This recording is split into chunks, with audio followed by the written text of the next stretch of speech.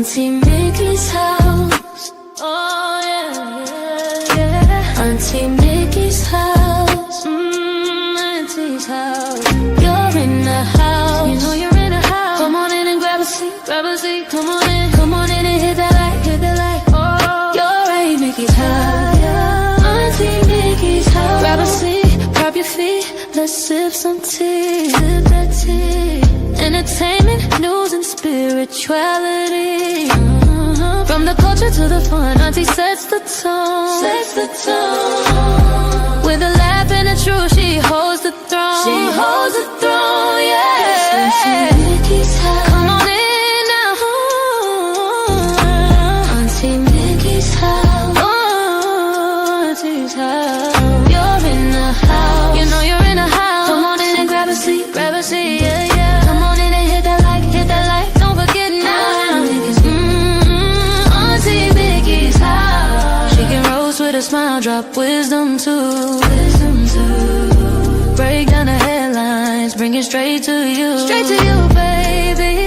Community strong, conversation grown. Grown talk, baby. Auntie Mickey's house. Make yourself at home, yeah. Come together, every voice is heard. Every voice. Respect the vibe, let's share the word. Oh, yeah. From the jokes to the prayer, she keeps it real. Keeps it real. Auntie Mickey's house, that's the deal. That's the deal, baby. Auntie Mickey's house. Auntie's house. Oh yeah. Auntie Mickey's house. Auntie's house. On in the house. You know you're in the house. Come on in and grab a seat. Grab a seat. Come on in and hit the light. Hit the light, hit the light. You're at Auntie Mickey's. Yeah, yeah. Auntie Mickey's house. Auntie Mickey's. Auntie Mickey's house.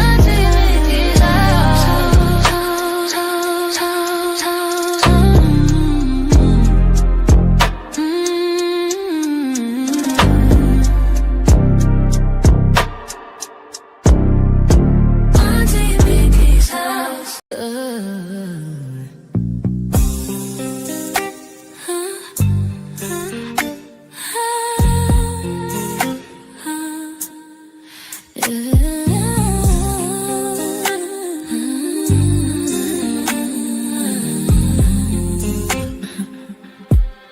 It's Auntie Mickey's house. Oh yeah, yeah, yeah. Auntie Mickey's house.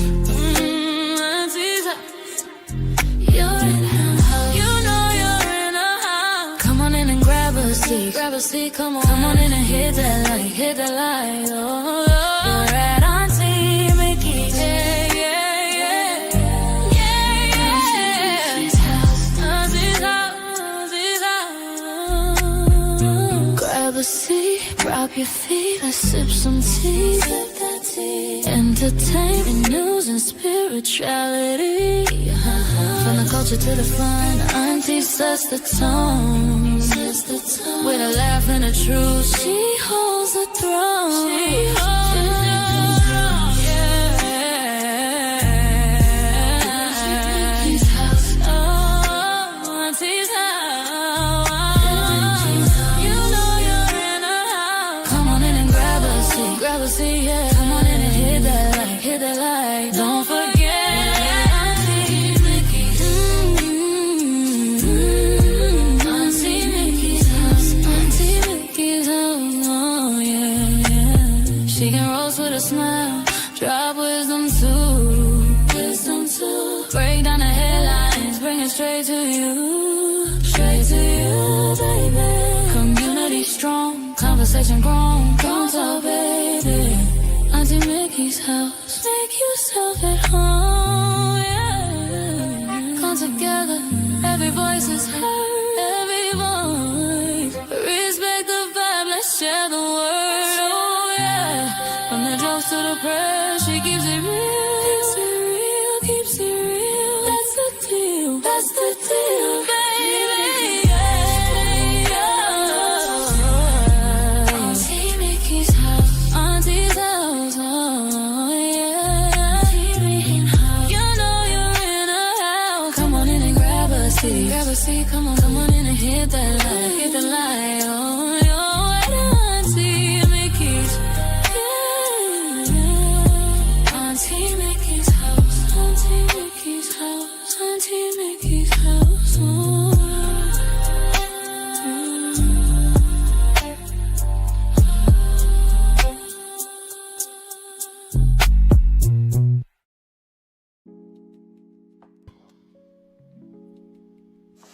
Hello, everybody. What is today? Thursday. Happy Thursday. Happy Thursday. Oh, I got to put on my Hawks gear and represent Seattle. The Seahawks going to the Super Bowl. Yes, they are. I'm sorry if you wasn't rooting for them. It's okay. But you know I got to root for the home team. So welcome everybody. Welcome everybody to the house. Kick off your shoes. Get you a beverage. Kick back. We got some things to get into today. And I hope everybody had a wonderful day today. It's still, I don't know how the weather is in your part of town, but over here it's nasty. It's nasty, raining and ugh. So stay indoors. If you don't have to go out, stay in the house. I know a lot of y'all. Yeah, okay, Mr. Phillips. Dallas, okay. We'll see. Oh my goodness. My nephew 8 with the 24 is a diehard 49ers fan. Okay. So I can grovel right now. Hey, what can I say? We don't get that opportunity all the time. Yes, Patriots fans in the house. Oh my goodness. Welcome, Breon. So hey, check this out. Sonya Massey. Her life has been vindicated. Absolutely. Before I get off into all that, you know I got to welcome everybody in the house. My kin folks is here. There's Barbara. It's your birthday, Tawana. Happy birthday, sweetheart. Happy birthday to you. Happy birthday to you. Happy birthday, Tawana. Happy birthday to you. And many more. Yes. I wish I could sing better than that. The voice is gone. Wow. But happy birthday, Tawana.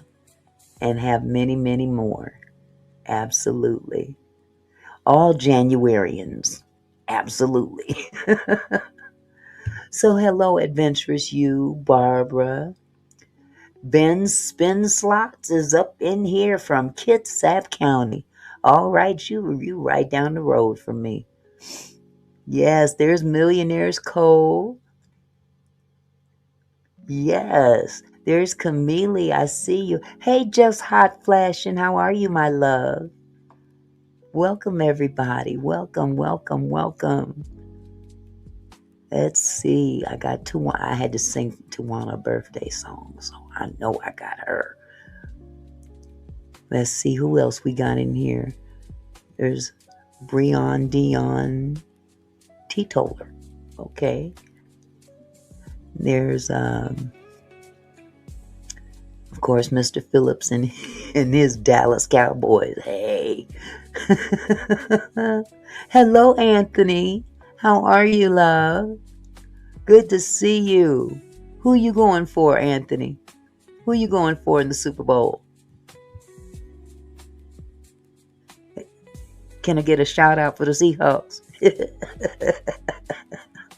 I'm not really a big time football fan. I'll be honest with you. But anytime somebody on this side of this side of town is on this side of town, I'm going to root for this side of town. Yes. Let's see. We have, I think I got everybody. There's Dawn. Hello, Dawn. How are you, gorgeous? Where's my husband at? He normally, there you go. Hello, boo. How are you? Good to see you, sweetheart. Good to see you. Yes, I made it back in one piece. I got back quick, too. That traffic was horrible coming back from Kohl's. I had to run to Kohl's real quick to return a package from Amazon, and man, I was trying to get back here so I could be on time for the live. And good Lord, I thought I was doing something going early. Not up in here. Not up in here. Yeah, this traffic is ridiculous. As much stuff as they do to the roads here, you would think it would be better. But it just seems like they fix something, and while they're doing all the fixing, they're blocking traffic. So make that make sense. But anyway, yes, Sean Grayson. I'm sorry, I shouldn't do that, but that's what you get. Sean Grayson got 20 years. 20 years. You ready to come home, boo? Come on home. Tell him you gotta go. Tell him your wife needs you. Just put it on me. I'll take it. I'll take the hit. Just tell him, hey, my wife is having an issue. Oh my goodness. But no, I understand. You got to put in that work. I understand. Millionaire Scope says, Auntie, you made me go get a rib plate tonight after talking about it last night. Oh my God. Went and got you a rib plate. Did you get some peach cobbler? I hope you got some peach cobbler. Ain't no ribs without peach cobbler and potato salad. That's the complete meal. Right there. Right there. And oh yeah, just hot flash, and you ain't off the hook either. Next time I come to your house, I'm gonna camp out right by the grill and get the hottest ribs off the grill. Just letting you know. So when I pull up, just make room for me to walk right there. I'm gonna be right there. Yes, sir. Anyway, getting back to Mr. Sean Grayson, the ex-deputy sheriff in Illinois that unalived Sonya Massey. And you know, it's unfortunate that with all that's going on, that story kind of fell by the wayside. And it didn't even come to people's remembrance until it popped up on the screen today on TV that he got sentenced for 20 years. And I jumped up. I'm like, oh, we gonna talk about that today on Top of Ice, because there's some similarities between the two. And we're gonna try to break that down today. Because unfortunately, we get these yahoos. I call them yahoos. Hello, Kendra. How's it going, sweetie? We get these I don't know how to describe them without being unpopular amongst the norm. These mofos that come in here with this white supremacy thing going in their head. I'm not saying all people are like that, but let's face it, the ones that act like that, they got a problem with people of color. Hello, Benjamin Padilla. How are you, love? They just seem to think that this country belongs to them and them only. So when it comes to law enforcement, they seem to feel that they have the right to act a plumb fool. Oh, you did, Camille, about Sonya Massey? I didn't get to see it, but we hey, great minds think alike, huh?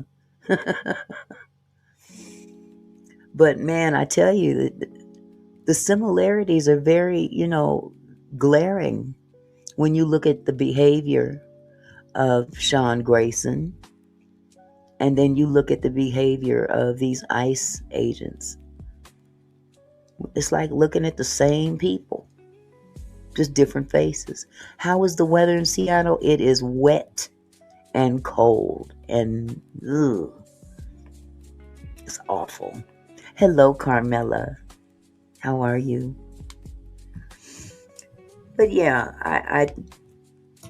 I look at both cases as the same type of person wearing a badge, carrying a pow-pow. And that gives them this sense of not only entitlement, but this level of brutality deep inside of them that they have to exude on people of color. And it don't help matters when you got the president of the United States who pretty much feels the same way. I mean, for real. Let's just call a spade a spade. Let the record show. Hold on just a second. Hold on.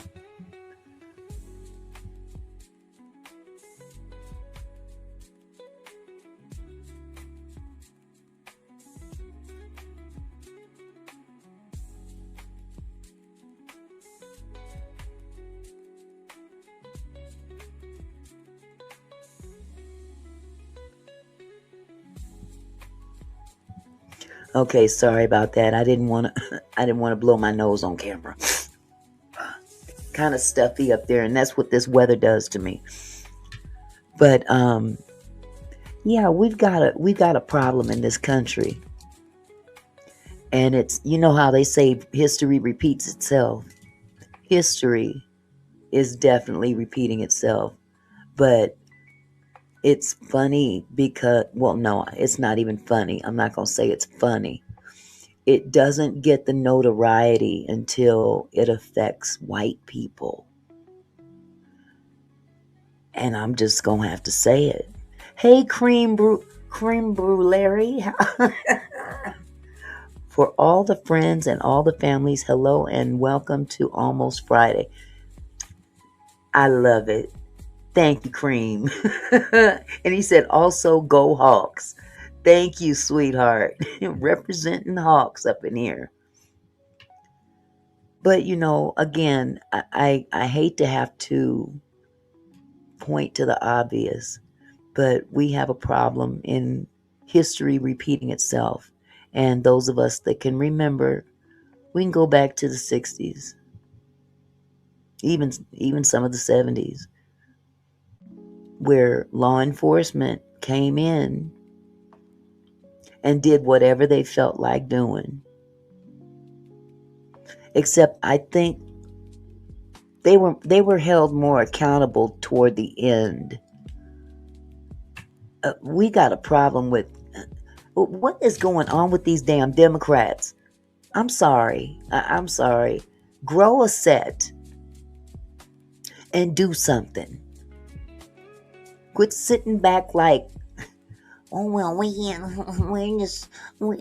our hands are tied. No, they're not. Start standing up. Get up out of your offices and go on down there to Minnesota. Go on amongst the protesters. Stand alongside them protesters and show those ICE agents that, hey, I'm not going to stay in my cushy office in D.C. I'm not going to stay there where I'm protected. I'm going to come out here with the people. Y'all seen what happened with I can never pronounce this child's name. Omar. Y'all seen what happened to her yesterday? She's standing up there giving a speech.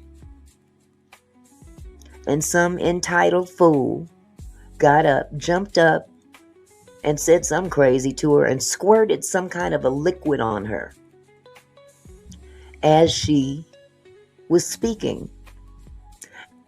Put a 1 in the chat if you saw that video. Put a 1 in the chat if you saw that video.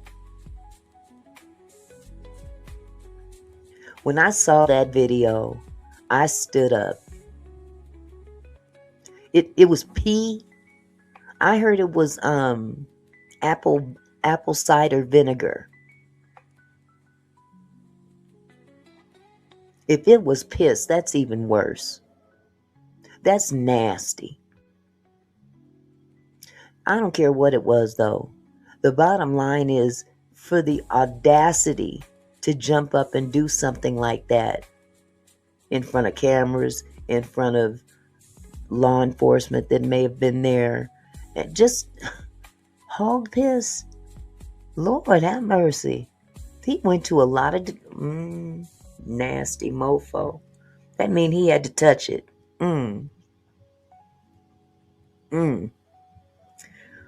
Well, did you notice how she reacted? She didn't cower. She didn't cower down. No, she bucked up and she was about to sock dude. Did y'all catch that?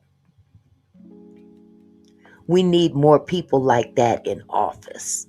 This willing to throw down if they have to. That's what we need. They said, no, he put something on you. You got to go get checked. She said, no, don't, we ain't going to let this fool stop us. Give me some time. And she kept on going. She kept on going. She didn't cower down. Oh my God, what he put something on me. Oh my goodness. No. That's not what she did. If anything, if you look at the video again, she turned toward dude and her arm went up like that and they grabbed her. She was about to throw down.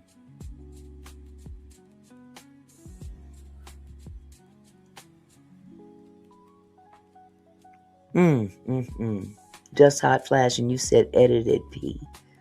P thrown on me, rest in peace. Ooh-wee. Well, I tell you what, we need more people in office. I'm going to see if I can find it. If you hold on for just a second, let me see if I can find it. Because you know I be struggle streaming. Let me see.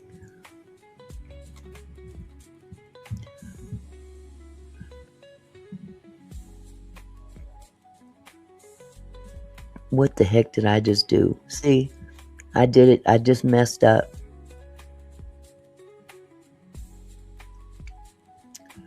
Okay, let me try this again.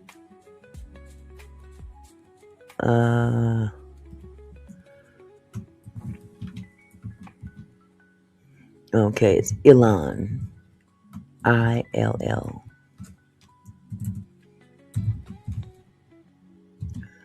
Omar.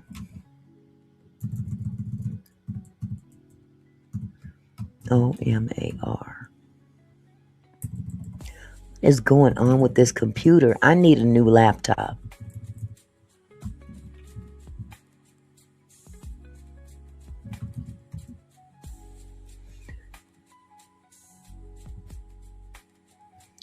You know what? There we go. Let me grab it. Ilhan. There we go. News. Okay. Okay, man accused of squirting Ilhan Omar with vinegar is charged with assault. I want the video.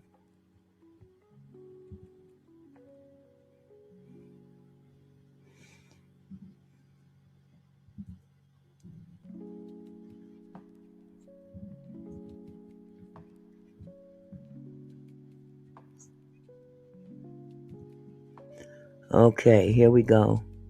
Let me share my screen. Y'all, thanks for the prayers, because you know I be struggle streaming.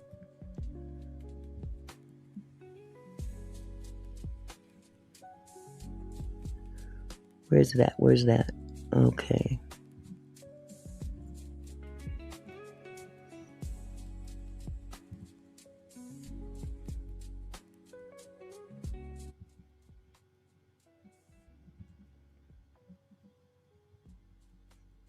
Here we go, y'all. Democratic Congresswoman Ilhan Omar was assaulted last night during a town hall in Minneapolis. A man sprayed her with an unknown substance in front of dozens of people as she called for Department of Homeland Security Secretary Kristi Noem to step down. You see how she the went man was quickly tackled to the ground. Police say 55-year-old Anthony Kazmierczak was booked for third-degree assault. Good. He has had 10 DUIs and is being held at the county jail on an assault charge, waiting his first court appearance. The congresswoman vowed not to be intimidated. Here is the reality that people like this ugly man don't understand. She said, here is the reality that this ugly man don't seem to understand. That's my girl. That's my girl. Go on, baby. 3 DUIs. Got his nerve. We are Minnesota strong, and we will stay resilient in the face of whatever they might throw. Representative Omar was uninjured. It's unclear what the substance squirted at her was, but people there said it smelled foul. She was Let's bring in CBS News political reporter Zach Hudak. Zach, what charges could the suspect be facing, and what do we know about him? Lindsay, we know, as you said, that the suspect's being held under suspicion of third-degree assault. That is, frankly, a relatively minor charge. It carries a sentencing maximum of 5 years in jail. Now, U.S. Capitol Police, on the other hand, say they are working with federal prosecutors and plan to pursue the most serious charges possible. Now, some things they could be pursuing are assaulting a member of Congress, which would carry a maximum of 10 years in prison. They could also be pursuing assaulting a federal officer, which this could be argued was a case of because Omar was conducting a town hall, an official duty of a member of Congress. That actually has a potential penalty of up to 20 years. So there are some more serious charges that could come up. Good. We've seen President Trump on Truth Social talk about this attack and suggest that perhaps Omar staged the attack in one. Did you hear that? This orange orangutan had the audacity to believe or state that she probably staged this attack. Now, that's some shit that you would do, sir. She ain't staged nothing. And was it him or someone? Oh, it was another newscaster. He said it looked like silly string to me. What? They just will not admit that they got some wackos following them. I'm not saying every single Republican out there is a whack job. I'm not saying that. But you got some whack jobs out there on both sides.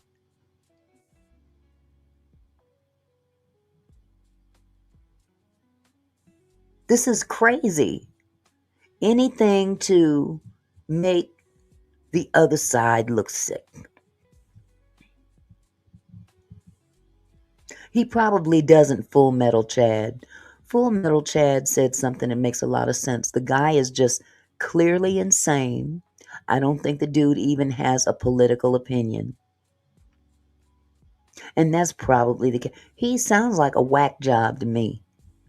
Because I understand that he told somebody, I don't know if it was his roommate or whomever, a friend of his, before he went down there to that town hall meeting. He told his friend, I'm going down to this little, town hall thing, and I might be going to jail. So he had every intention of going to jail. That's not going to look too good for him. You shouldn't go around telling people what you're going to do before you do it, because it bites you in the ass later, and that's exactly what happened with him. These people are cuckoo for Cocoa Puffs. You turn my music back up. Cuckoo. I don't understand it. And sometimes politics can bring out the worst in people.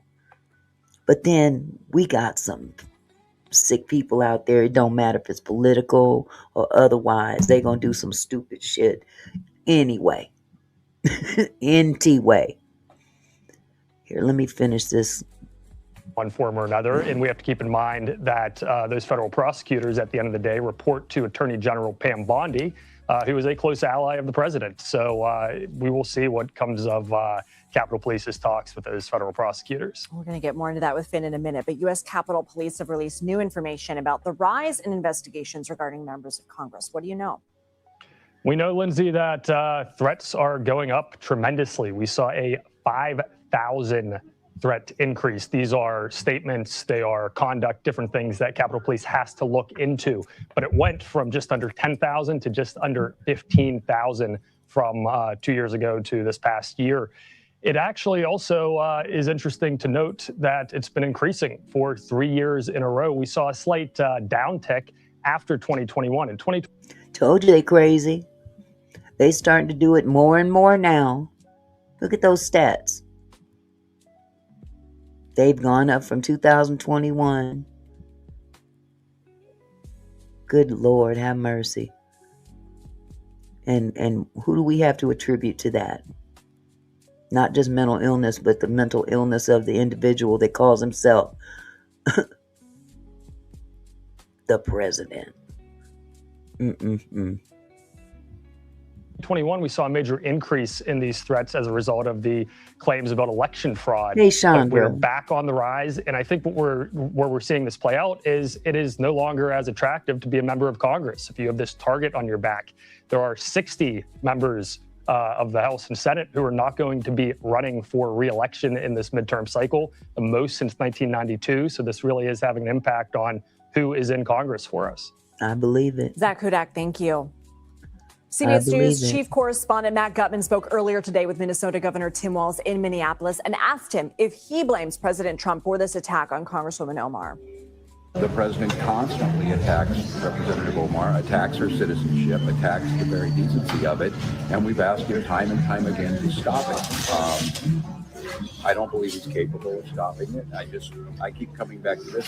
He don't want to stop it. He was going to have to speak up. Here to discuss this and more is CBS News political director Finn Gomez. So as Zach mentioned in an interview with ABC News last night, the president said, quote, she probably had herself sprayed knowing her. This is the part that they say he should have stopped. He could have stopped it, or does he want to stop? He don't want to stop it. He wants all this chaos going around. He wants not only the public to be fearful, he wants people in Congress to be fearful. He wants our representatives to be fearful. He wants senators to be fearful, judges to be fearful. He wants to instill fear in the people of the United States, no matter where they are in terms of the food chain, so to speak. He wants to instill fear. Only one that ain't scared is him. But quiet as kept, I think he's scared to death. This is how he shows his fear. He doubles down on foolishness. Is there any evidence of that? And what's been the reaction? And why does this congresswoman seem to be such the frequent target for the president? No, Lindsay, at this point, there has not been any sort of evidence of that occurring. And, the investigation obviously is still ongoing, but there has not been any sort of evidence of that. I think it's important to note also that we don't know why this man attacked Congresswoman Omar at her town hall yesterday. I'm sorry that this dude he doesn't remember how Trump went in on Ilhan Omar long time ago, talked about shithole countries and all this stuff. He done forgot about all that. This dude right here, I don't think I can't see any reason why. Shut the hell up, dude. You know why. You know why. You know why.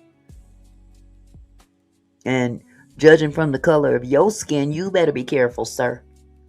For with an real. unknown liquid. But it has brought attention to the fact, you saw in that clip by Governor Walz, that Omar has long been an anathema to the president and his conservative allies for her outspoken progressive stances for years, really since, if you remember, really becoming a member of that so-called squad, the group of progressive congressional lawmakers. Democrats have pointed to the harsh and frequent criticism towards Omar from the president. Just yesterday, ahead of her town hall attack, Lindsay, President Trump also spoke out against the Minnesota congresswoman at a rally in Iowa, which happened just hours before her town hall. Take a listen. They have to show that they can love our country. They have to be proud. Not like Ilhan Omar. See? Did you see what? Here we Did you go. see that wise guy? You know, she's always talking about the Constitution, provides me with the following. The Constitution, she comes from a country. He don't even know the Constitution. I bet if you told him what does the First Amendment of the Constitution say, he wouldn't know. He don't know nothing. He just up there with that orange spray on his face and $1 million or more in the bank. And that's what he thinks qualifies him. And people fell for it. Big jackass. That's a disaster. It's considered, I think, it's not even a country. Okay? It barely has a government. I don't think it does. They're good at one thing: pirates. It's not even a country. Other Democrats, like Congresswoman Alexandria Ocasio-Cortez, in a tweet, have blamed the attack on Omar and pointed towards the rhetoric by the president and vice president, saying that their slanderous public attacks is the reason why she was assaulted at the town hall. Lindsay. And the president and Mayor Jacob Frey of Minneapolis are having a back and forth. The mayor saying, look, we had a great conversation, but we're still not going to enforce immigration law. The president posting he's playing with fire. What's going on here? This seemed to be improving, but this clash between President Trump and Minneapolis Mayor Jacob Frey appears to be escalating over the federal immigration enforcement. In a Truth Social post this morning, Trump warned that the mayor, he's, quote, playing with fire after Frey said the city will not enforce federal immigration laws. Trump called that position a serious violation of the law. Frey pushed back, saying local police should focus on public safety, not immigration enforcement, arguing that the community trust is key and that people should feel safe calling 911, especially after the controversial deaths of Renee Good and Alex Pretti. Lindsay? Okay, Ben Gomez, thank you. Wow. It's ironic he said that. It's very ironic he said that. People should feel safe in calling 911. Yeah, Sonya Massey felt safe calling 911, and look what happened. Look what happened to her. Wow. It just blows me away every time I hear something come out of that man's mouth. So, the perfect segue to get into Sonya Massey and Sean Grayson. Let's get into this. Hope I pull up the right thing because they're all, mixed up. So, hold on just a second. Let's go back a little bit to when they found him guilty. Why don't we do that? We're going to go back a little bit to when he was found guilty.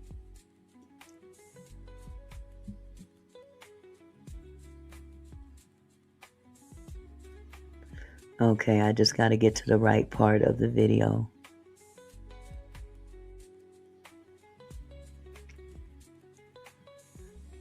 We're going to I hate to bring it up again. I hate to bring this up again, but some people may not even know in the chat. Who knows? If you don't know, you're going to find out today. For the trial, I think that's where we see the jury ultimately land here, is that they do think that there should be punishment. They do think that it is murder, but that they did feel that there was that mitigating circumstance, again, based on the other evidence that the defense presented. This is when he went into her apartment after she called 911 saying that she heard somebody outside of her apartment. And what inevitably happened, this big goon and his partner, thank God for the partner. Oh my God. If it wasn't for his partner, we don't know what would have happened with this trial. Thank God for the partner turning on his body cam. But basically what he did was he went in there, pretty much kind of just created a situation to where, he told her to go over to the stove and get the pot off the stove. I don't want to burn up in here or something of that nature. Next thing you know, he done shot the woman, saying he was in fear of his life because she told him, I rebuke you in the name of Jesus. I think that demon inside of him raised up off of that. Let's hear the rest of this. This is pertaining to when they found him guilty. Jessica and Anna, stand by if you can. I do want to go to CBS News correspondent and Weekend Evening News anchor Jerika Duncan. Jerika, you're outside the courthouse in Peoria. You were inside. Tell us what you know. Yeah, just about 20 minutes ago, the judge gathered us all in the courtroom and he said, we have a verdict. Then the jurors came in and they simply said, or he read the verdict, which was guilty of second-degree murder. I immediately looked at the families of Grayson as well as Massey. Massey's family was sort of stoic. I think in speaking to some of them beforehand, they were hoping for the most serious charge in terms of the conviction, which is that first-degree murder. That's the part that bothers me. See, that second-degree murder that they threw in there, if he would have been found guilty of first-degree murder, he would have gotten life. He would have gotten life. But they threw second-degree in there to cut down on some of that jail time, that prison time. That was all just, a way to finagle out of accountability. So, let me see. We're not going to finish up this video because we already know he's been found guilty. It was of second-degree murder. And yes, he got 20 years. But what I would like to show you first is an interview. Let's see if this is the right one.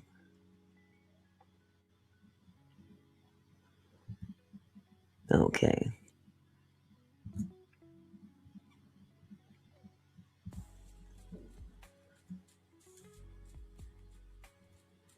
To the Grayson family, what do you say to them?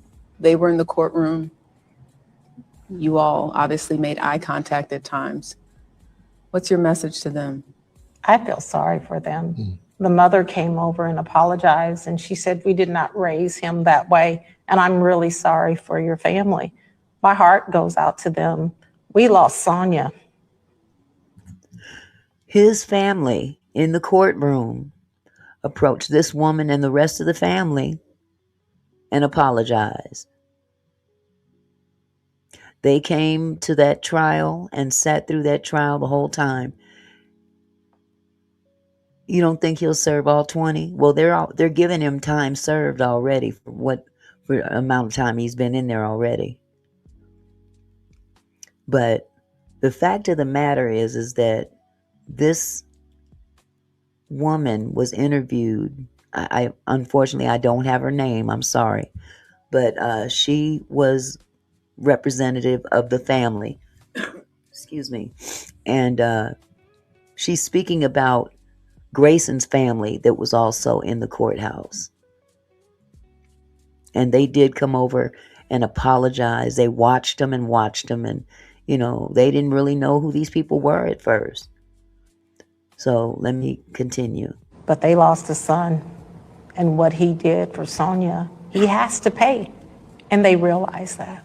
You're saying Grayson's mother came up to you during the trial? During the trial, and apologized not only to me, but to the entire family, especially Sonya's mother. We did not expect it, but we had been with this family on the other side, watching us, looking at us for months after months after month. And they would mumble, "I'm so sorry." But to actually come over and touch us and tell us that they were sorry. There was one point that we didn't think we were going to be able to get in the courtroom. We had to fill out a list, and Mr. Wilborn made sure my name was on that list every day, and so did Donna's side of the family. But they had so many family coming in, and there was one point it didn't look like I was going to get in. And I said, hell, somebody's going to let me in. And guess what? Grayson's mom said, you can come in on our list. See? Because they didn't have anybody over there. But because she felt sorry for the family and they wanted to offer some types of condolences. Shout out to that man's mother. I got to give it to him, or give it to her. Shout out to Grayson's mother. You know, now that took a lot. That took a lot, and I commend her for that. She let them people know that, in a nutshell, she felt bad for them, and she knows her son was wrong. She knows good and well her son was wrong. And I'm sure she didn't teach him to be that way. She said that they would allow us to come in on their side, but the judge would not allow it. Knowing how divided this case has been for so many people, is there anything to be gained even from that story that you're telling me? Just the fact that they're human as well. And we raise our children, but we don't know how they're going to turn out. That's right. And this is the worst case example of how a child can turn out. A monster.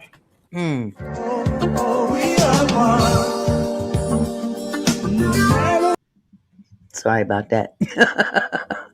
But yeah, I commend Sean's parents for really showing that side of their family, that, everybody ain't foul.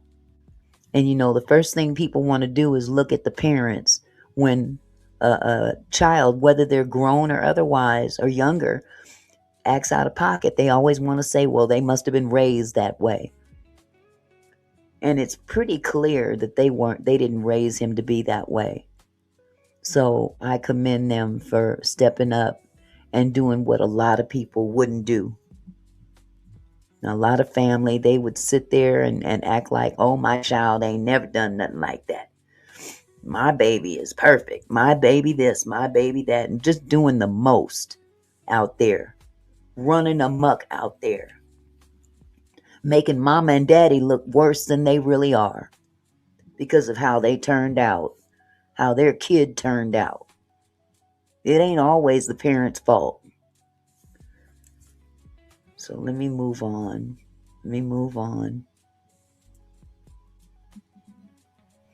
This video here is the announcement of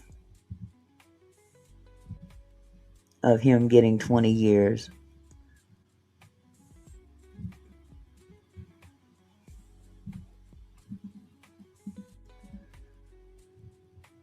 Wait a minute. They just said that the video is unavailable now? What?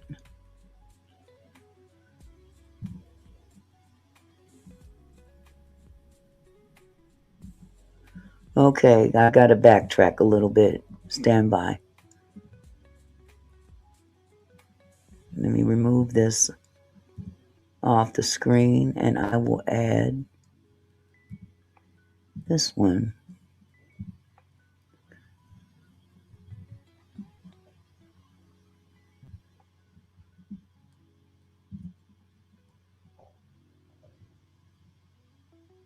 This is from WCIA News. The original one was ABC, but for some reason, they've removed the video. You're watching your local news leader. This is WCIA 3 News at 6. This was a group effort And we did it, and I'm happy. I'm thankful for today. I'm thankful for everyone on both sides of the family.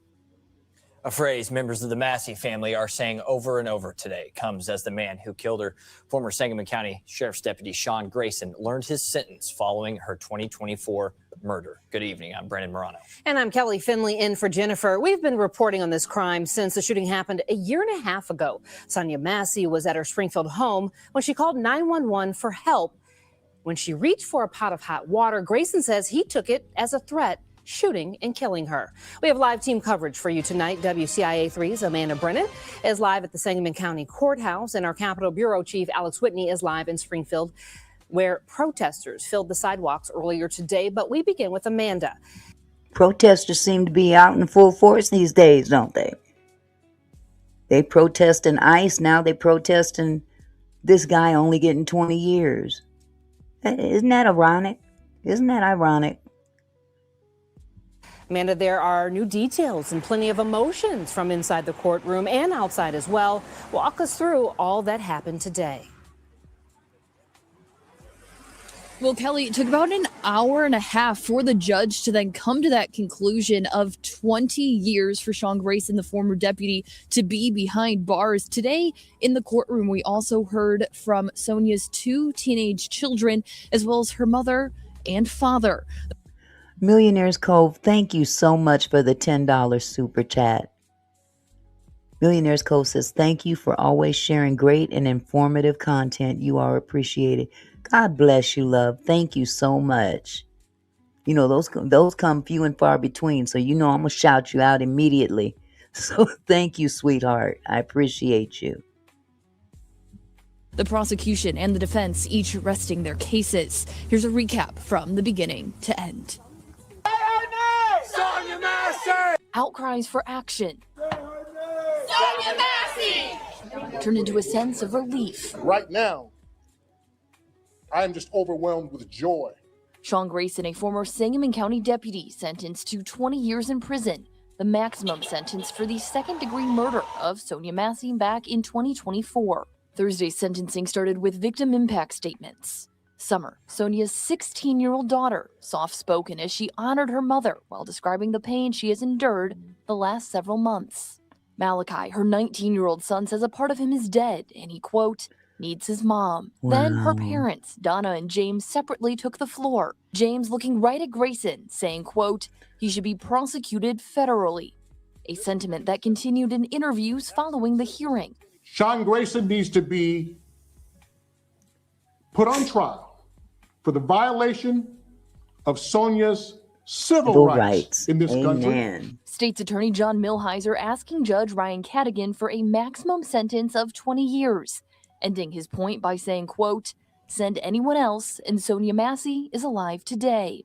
Then it's Mark Wyckoff's turn, Grayson's defense attorney. They believe since Grayson is now a felon, he can't have a gun or work in law enforcement, therefore he is unlikely to commit another crime. But with Grayson's permission, Wyckoff for the first time got into Grayson's medical background. He has been fighting stage 3 colon cancer this entire time.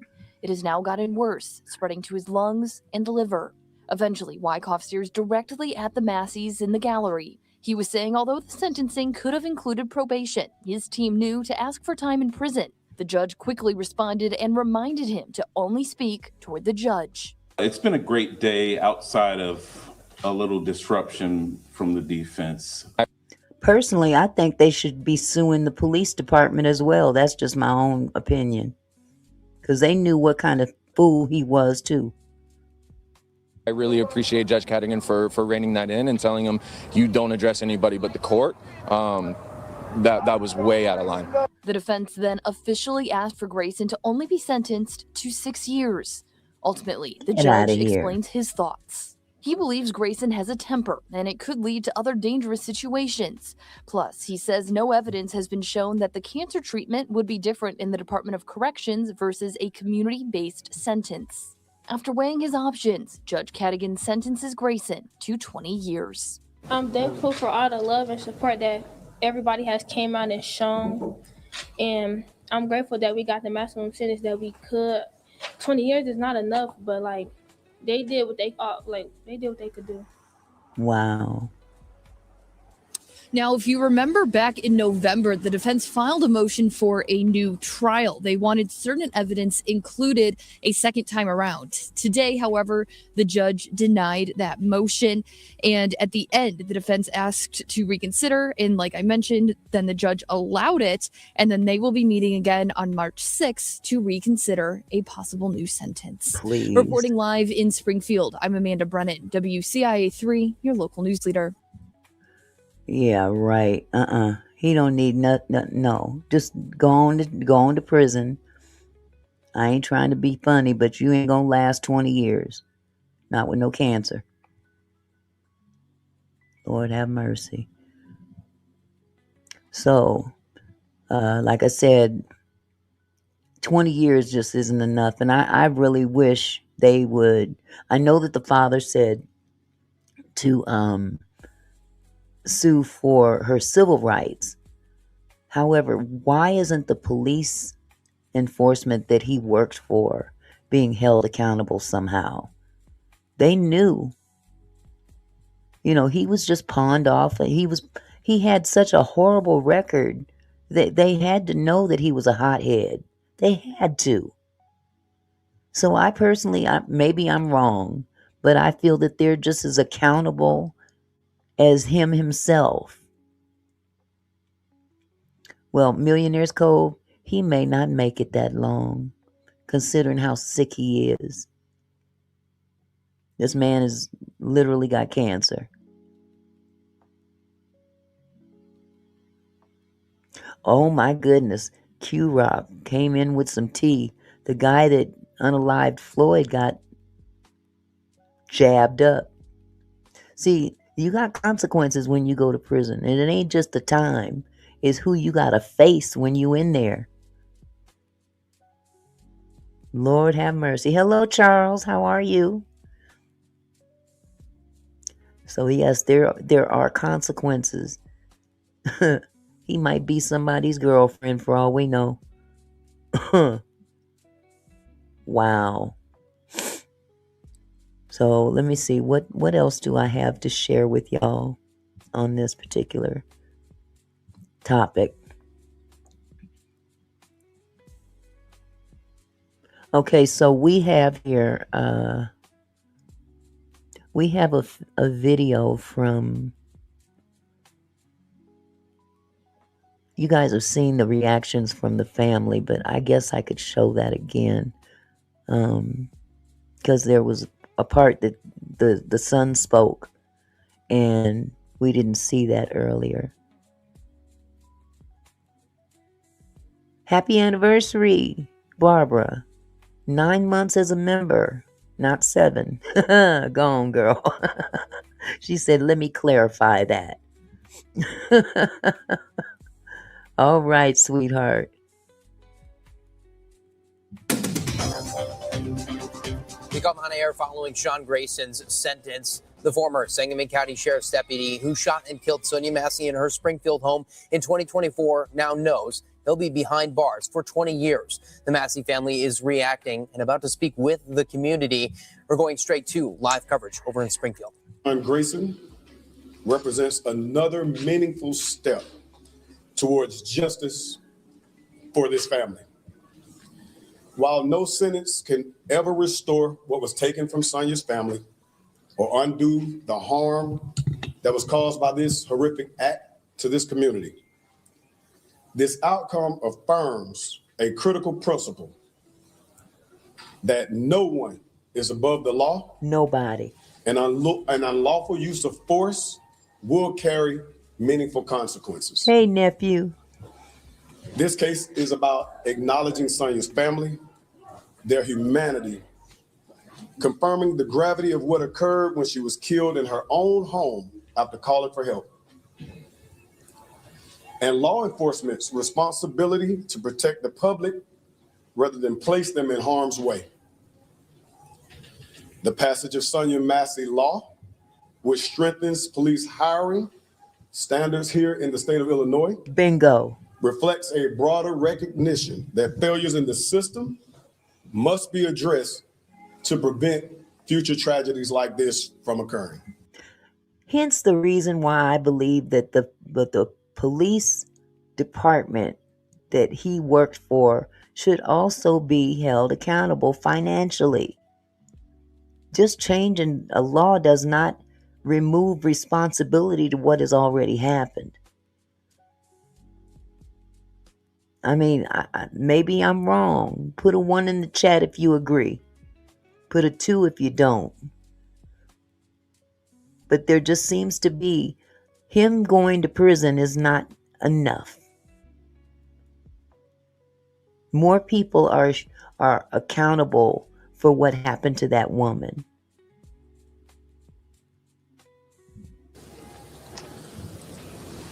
We hope today's sentence sends a clear message that abuses of power will not be excused nor minimized. We thank the prosecution, their office, for presenting the facts and the evidence that allowed the court to reach its decision. Ben Crump Law remains committed to standing with Sonya's family as they continue to grieve and heal. At this time, we will let the family members, her immediate family members, give their immediate reactions to today's decision. We'll start with her daughter, Sonya. Sorry.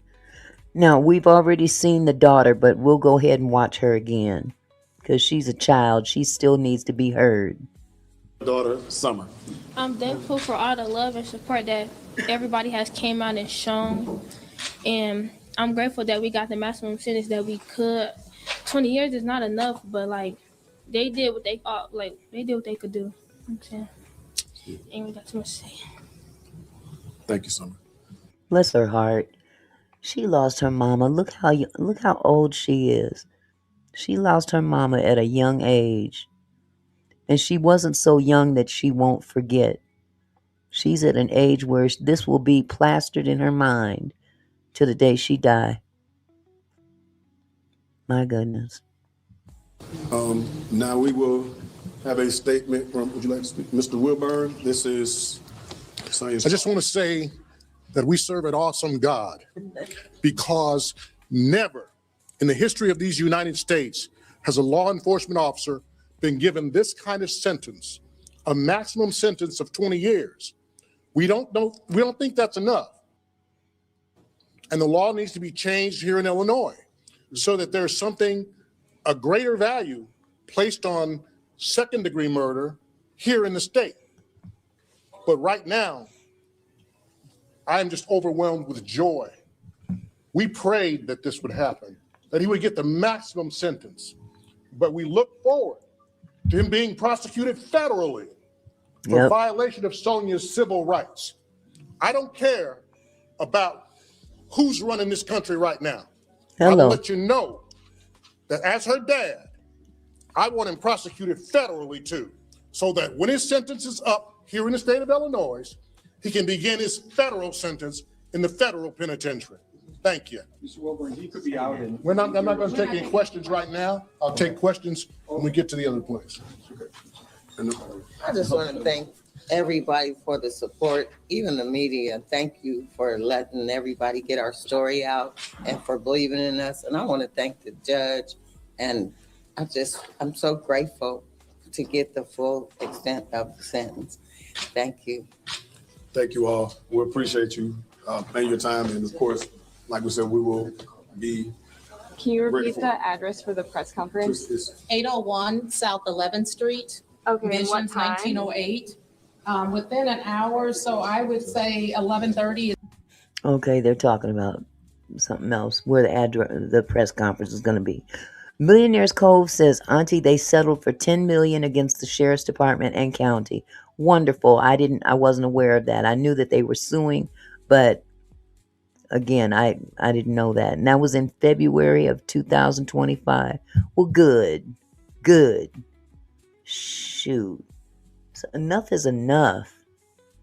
Enough is enough. Hold on just a second here.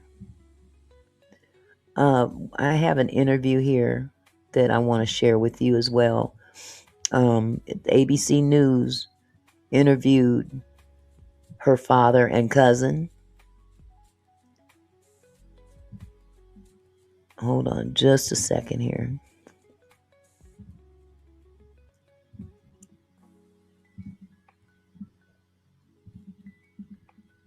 Okay, give me just a second. Welcome back. Now to a former Illinois sheriff's deputy sentenced to 20 years in prison today for the murder of Sonya Massey. Her family, including her mother and son, calling it, quote, a just sentence for Sean Grayson. What is wrong with this screen? I just want to say I am ecstatic. I'm happy. We did it. All of us together. It wasn't just one or two of us, all our lawyers, all our support, everybody who went out in the streets and in the rain, sleet, and snow. Thank y'all, and I love y'all. God bless y'all. And I am happy with the verdict today of him getting 20 years. I'm glad he got the maximum sentence. In court earlier, Grayson expressing remorse and admitted what he called, quote, terrible decisions on the night that he killed Massey after she called 911, reporting a possible intruder at her home. Joining me now for more is Sonya Massey's father, James Wilburn, and Massey's cousin, Sonya Massey. First, thank you so much for the time, and I'm sorry for your loss. But James, I want to start with you, sir. I mean, how are you feeling about today's news? How you think he gonna feel? Well, of course, I'm elated with what occurred in the court today. It's interesting that during the trial, we saw no remorse. We saw no. Today, Sean Grayson asked for my forgiveness and all of our forgiveness for what he did.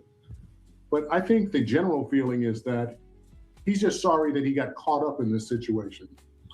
You guys, I apologize for the way the screen is not quite depicting the way it should. So let me see if I can fix it. He thought that he was above the law, and he said what he was going to do, and he did it. And we saw it, thanks to his partner, Deputy Farley, who had his body camera on from the beginning of the call.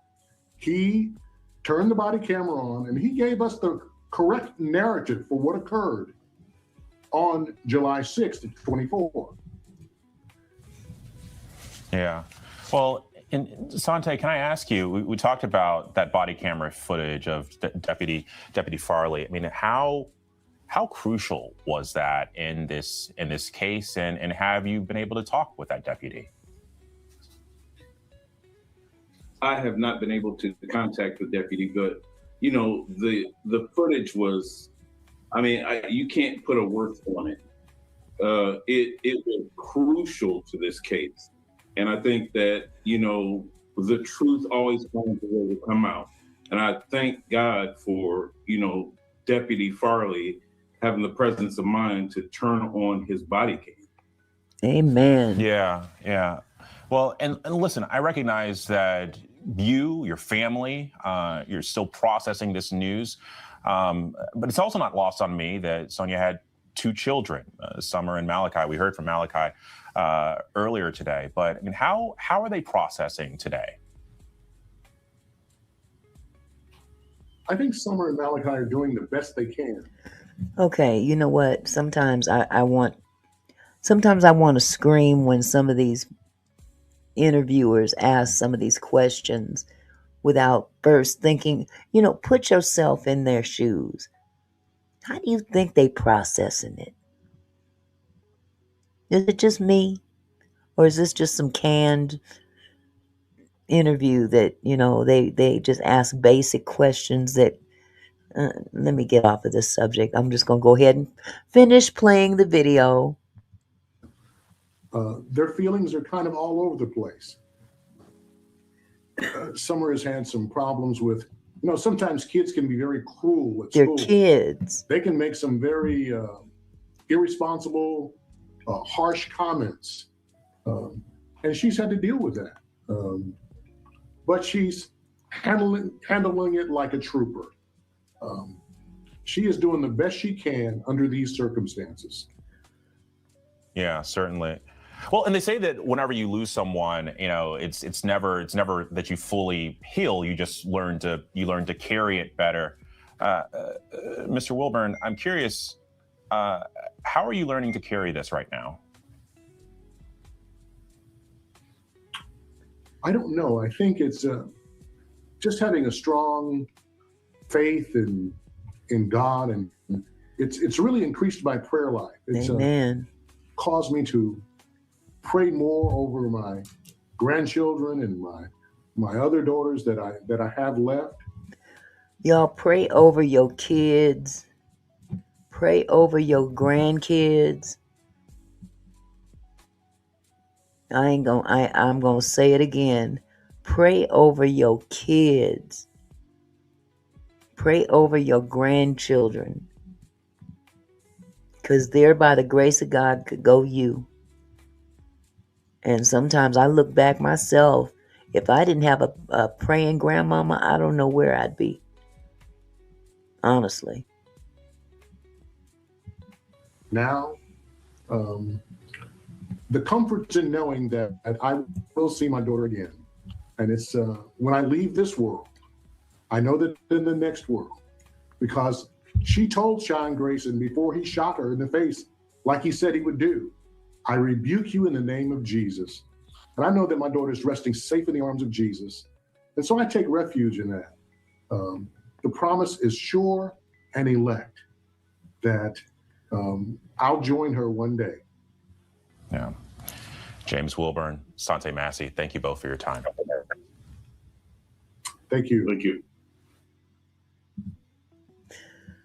Ooh-wee, ooh-wee, ooh-wee. There's something about the power of prayer that'll get you through.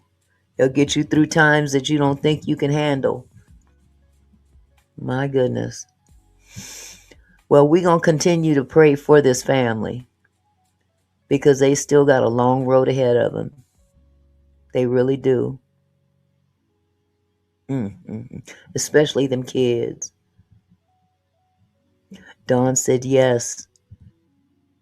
Pray over my grandbabies and my daughters. My GMA prayed over us as your grandma prayed over y'all when you slept. That's right.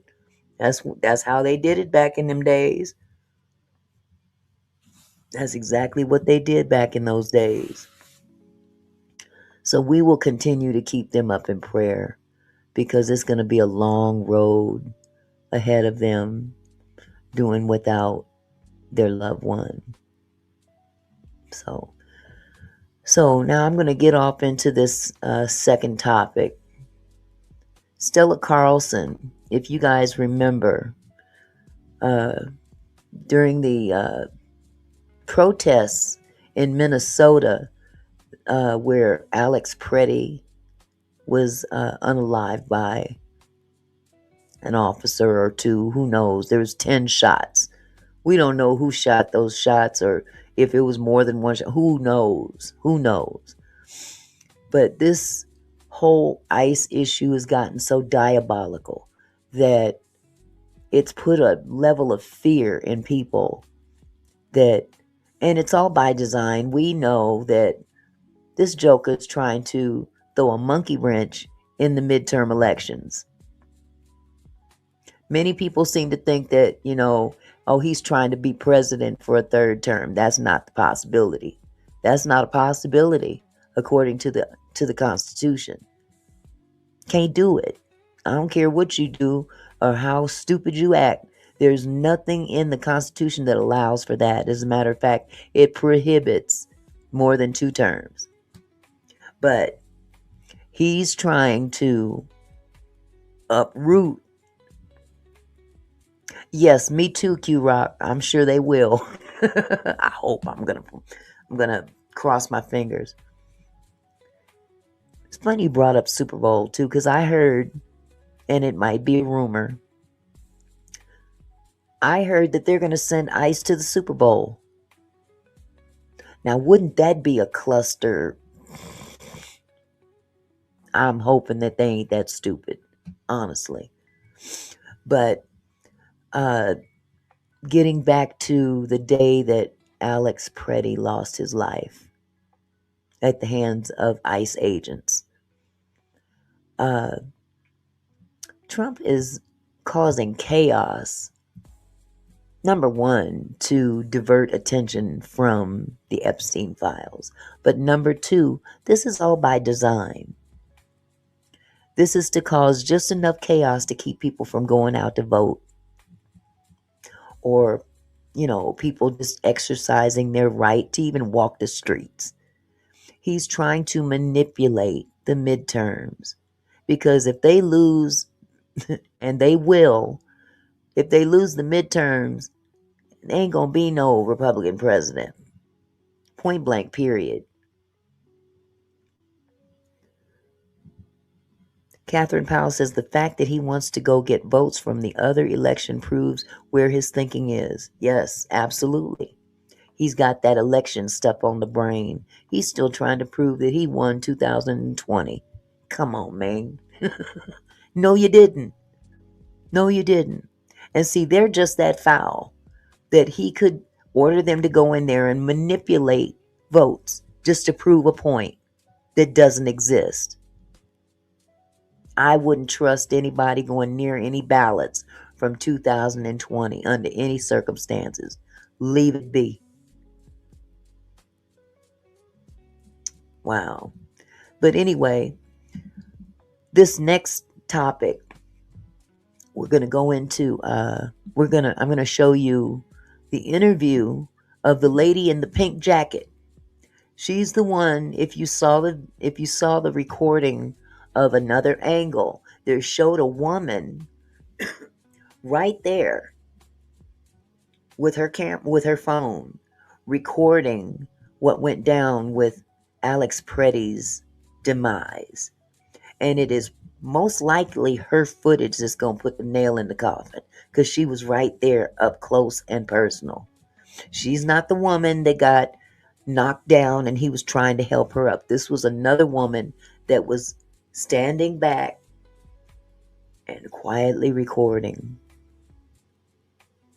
So, Anderson Cooper on CNN managed to get an interview with her.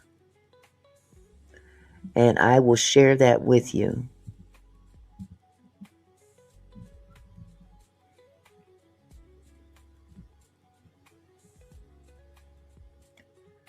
Okay.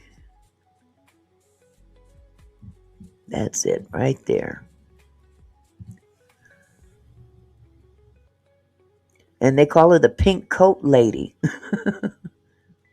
She recorded the fatal encounter between federal officers and Alex Pretti. She speaks to Anderson Cooper. Here we go.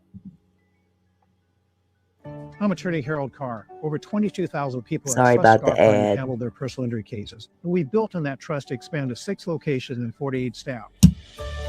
We understand how an injury can disrupt your life and cause financial hardship. Unfortunately, I can't get past the Our team of ad. attorneys So are experienced in negotiation and litigation. So if you feel the insurance company is not dealing with you fairly, call the law office of Harold Carr. Let us deal with the insurance company so you won't have to. Car accident? Call Carr. okay, all right.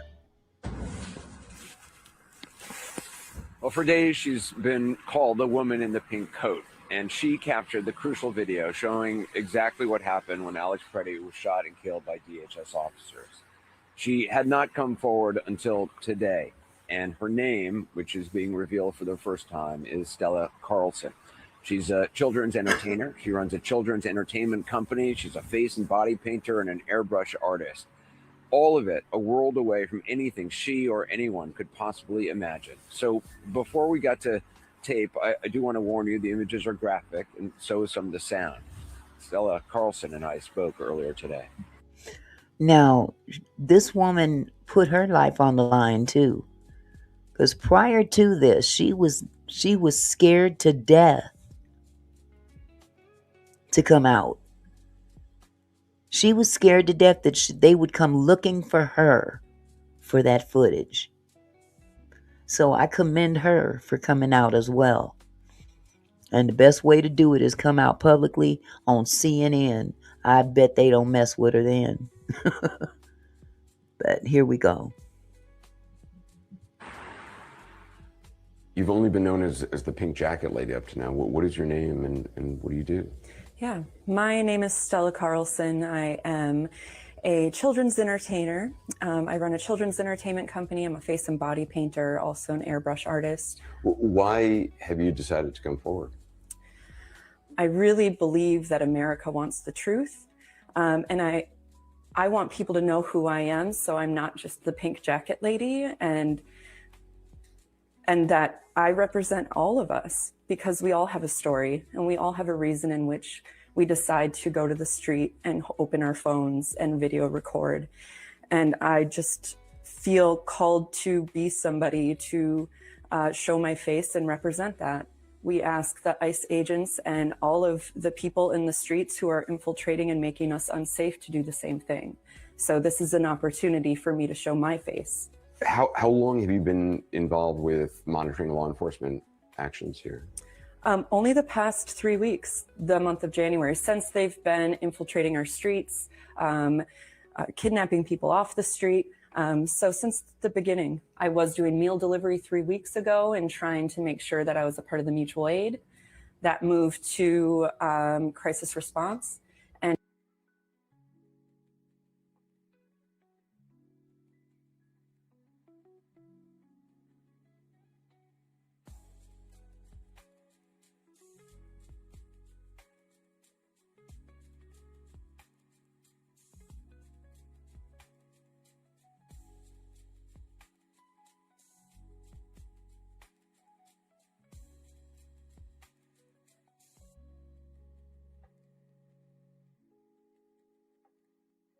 And just walking my neighborhood, most specifically the schools, and making sure when school got out that there were enough bodies in the area for people to just feel safe.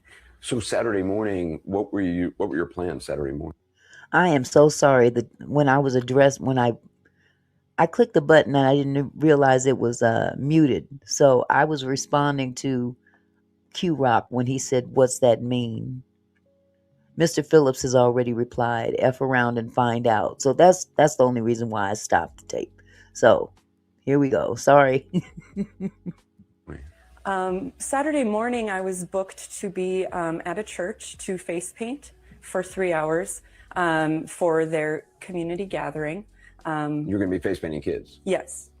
I had some downtime. I got ready a little too quick that day. So you heard the whistles somewhere close by and decided to drive there? Yes. When I turned onto Nicollet Avenue, my plan was to just drive by and kind of assess what is going on.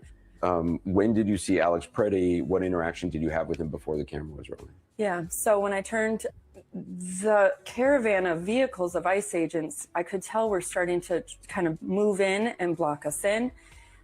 I could have probably gotten through, and I'll be clear to say that as I went, I was almost going to be driving past Alex, and I did think of Renee Good in that moment, because as I looked forward, I was seeing somebody on the ground being tackled by agents. I saw another vehicle coming the other direction trying to drive through, getting tackled by agents, and they were punching the windows. So at that moment, I was like, I need to not go forward. And I looked at Alex, he looked at me, and he pointed to the parking spot, and I was like, okay, just park. When you hit record, Alex Pretti is in the frame. Did you know him in advance? Now, this footage that you see right here, this is the angle that she was shooting. Or recording, I'm sorry. This is actually coming from her phone.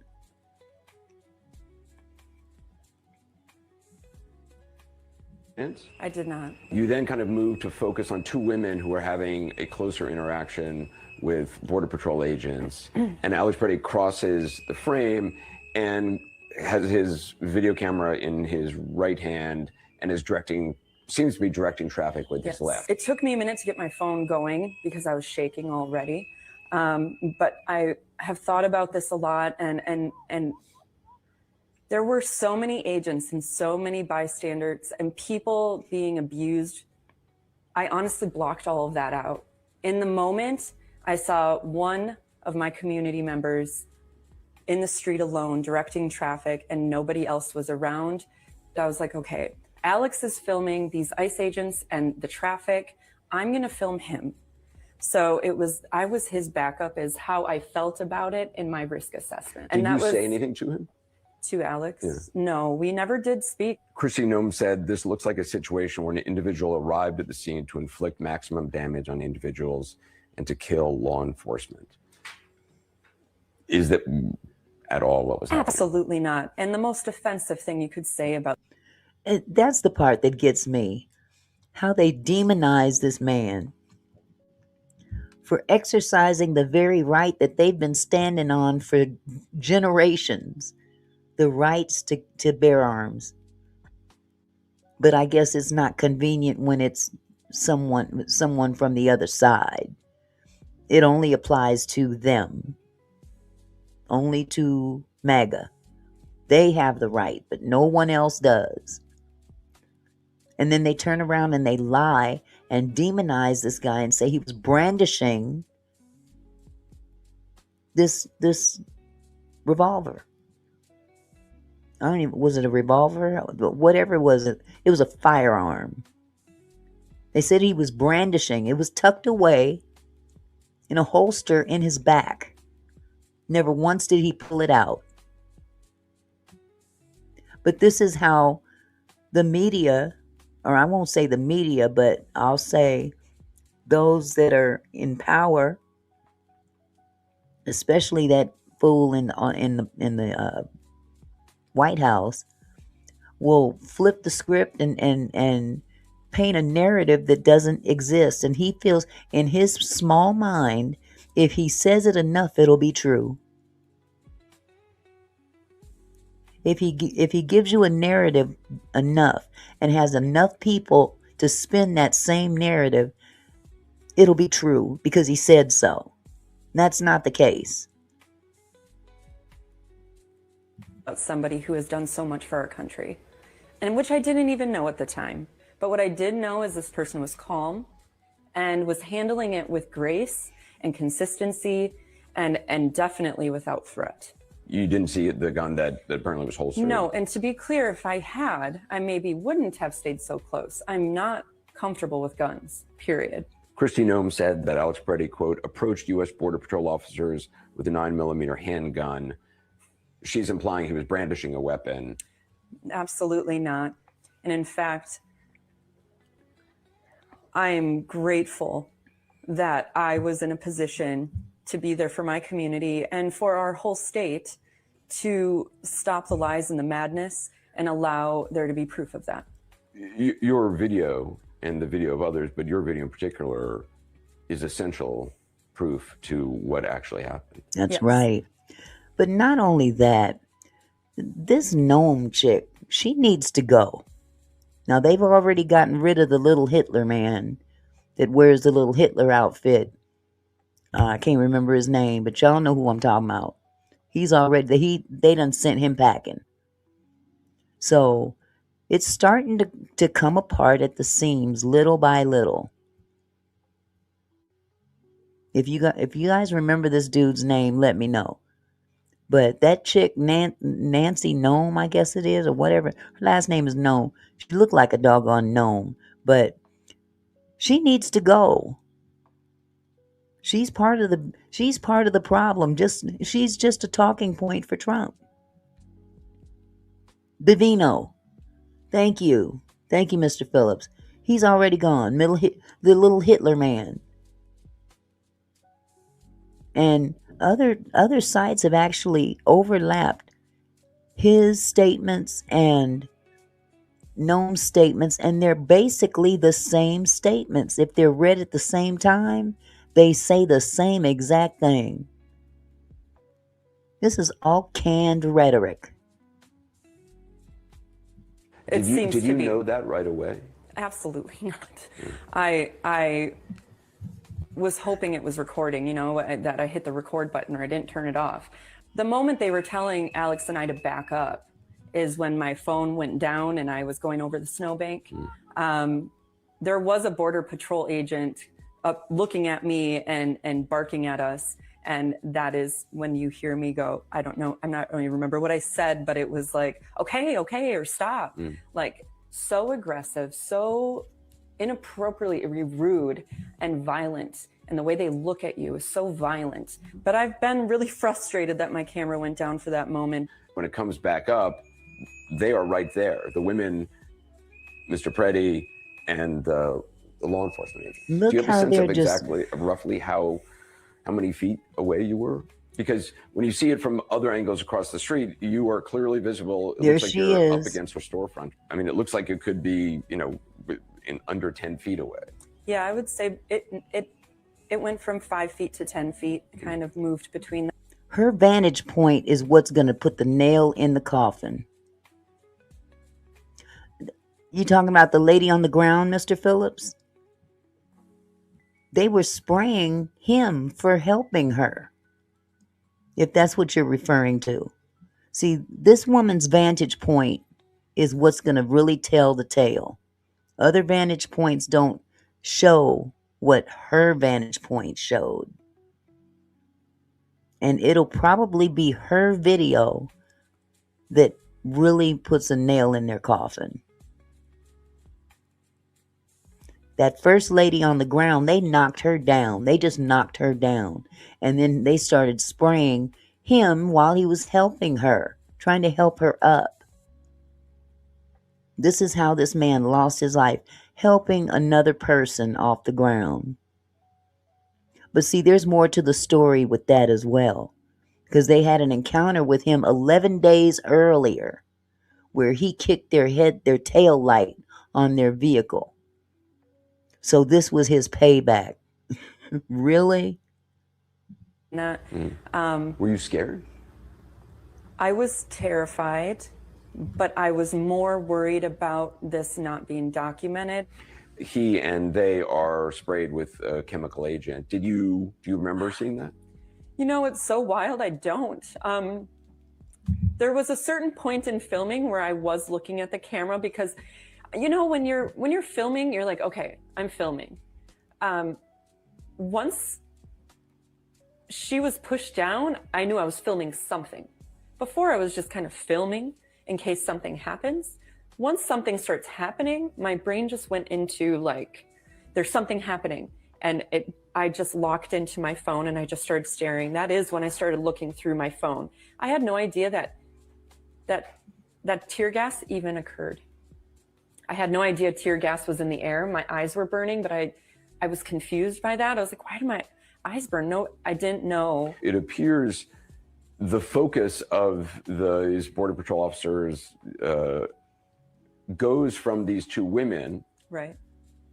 And then turns to Alex Pretti. He still has his camera out, but they seem to then focus on him, pulling him down onto the ground.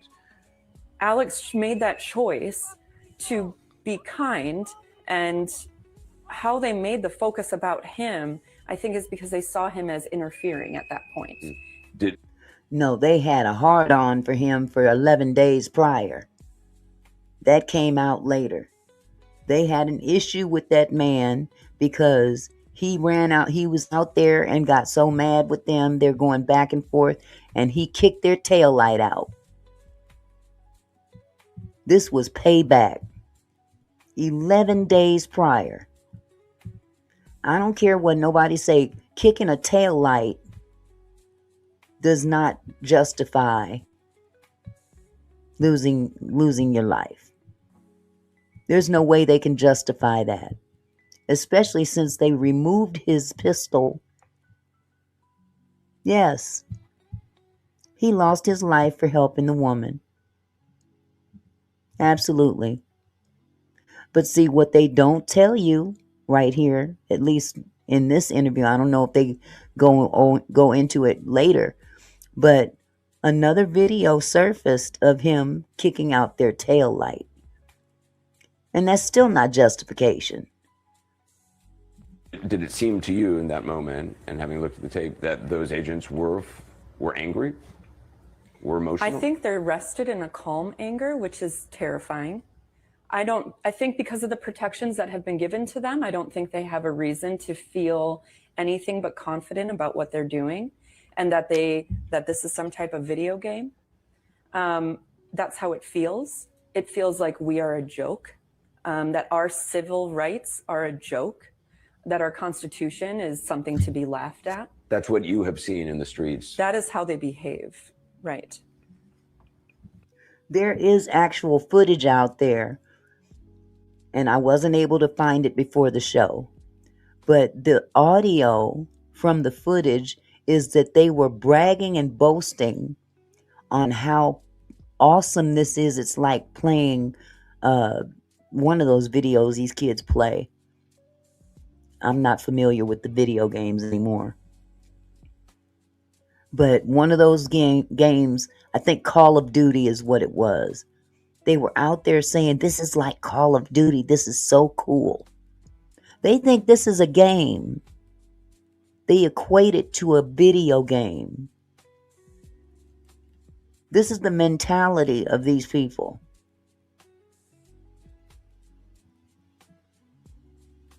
Carmela said she did.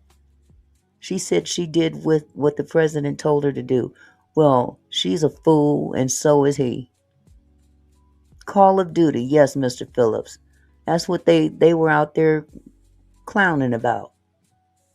Furthermore, they had protesters outside of their hotel, and they're standing there looking out the window at all the protesters, and one of the ICE agents turned around, pulled his pants down with his bare butt showing, and bent over.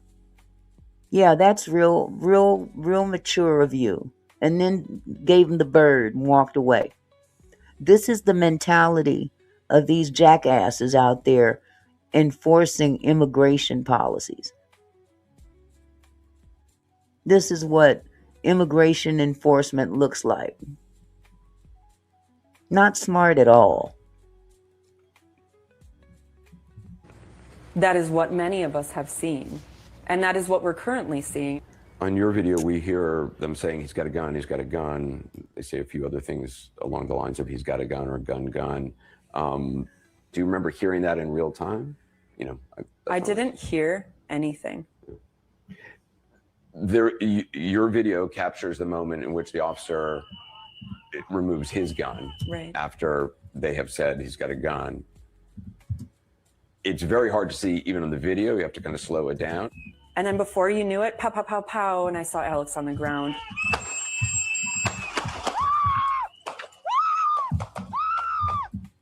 And then there's nobody around. After he was shot, the agents fled, and all I saw was Alex on the ground. One of the things that's shocking about the number of shots is that the last 5 shots or so are actually from a distance where he appears already lying on the ground, not moving. Do you remember that? Again, this is happening in honestly, Alex seconds. Being shot is the most memorable part of it. The agents are not a part of that, I think, because I watched him die. I watched him die. I remember him arching his back and his head rolling back, and it was so fast moving, but not for me. Like, when they left, when they fled, which now I see. Dawn, I got the video. I found the video. Thank you. I didn't see it in the email, but I did just find it. But thank you for looking out, sweetheart. Yeah, after the shooting, they decided to just scatter and save themselves. Watching him die. When the shots are fired, you begin to scream, what the F did you just do? Do you remember that moment? Do you remember screaming that? I remember the feeling inside my body. Of course, I wish I wasn't saying that word so often, but at the same time, that's how angry and I don't know if anger is the right, mortified. That's just how mortified I have been feeling and helpless. I couldn't believe what I was seeing. Like, what? And I knew he was gone because I watched it.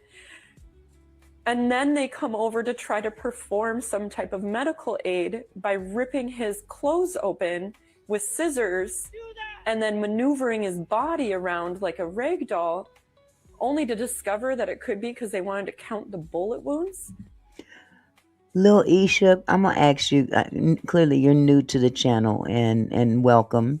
I appreciate your comments. However, we do ask that you be respectful in the chat. Okay, I appreciate it. I'm just gonna ask one time, but we're not making this. We're not gonna make this about who should have gotten on a boat and stuff about white people, because there's enough mess to deal with already.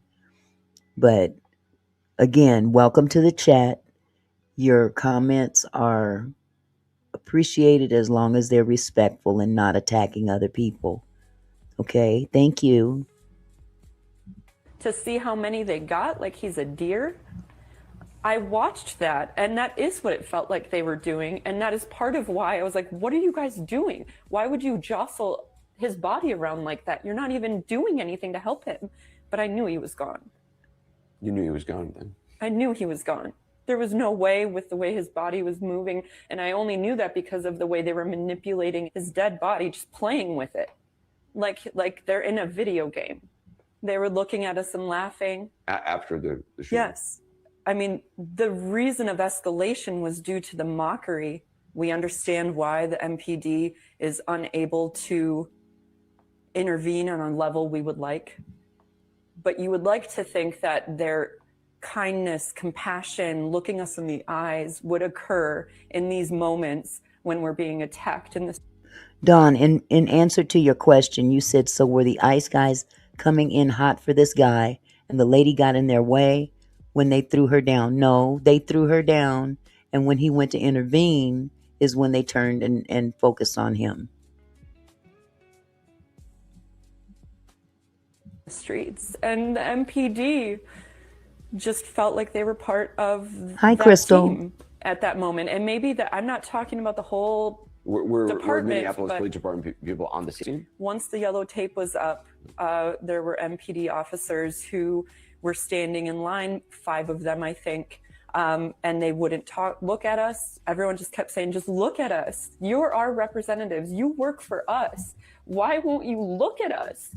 Like a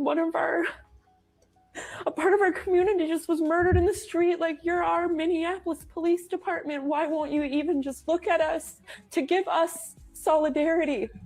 Well, you know what? I will have to say this, though. Now, I'm not saying all white people. I'm just saying in this particular instance, if this were another person of color, we wouldn't hear all of this. Let's be real about it. We had a whole individual, Keith, God, what is his last name? The brother that was unalived in California on New Year's Eve night. We still don't hear about him.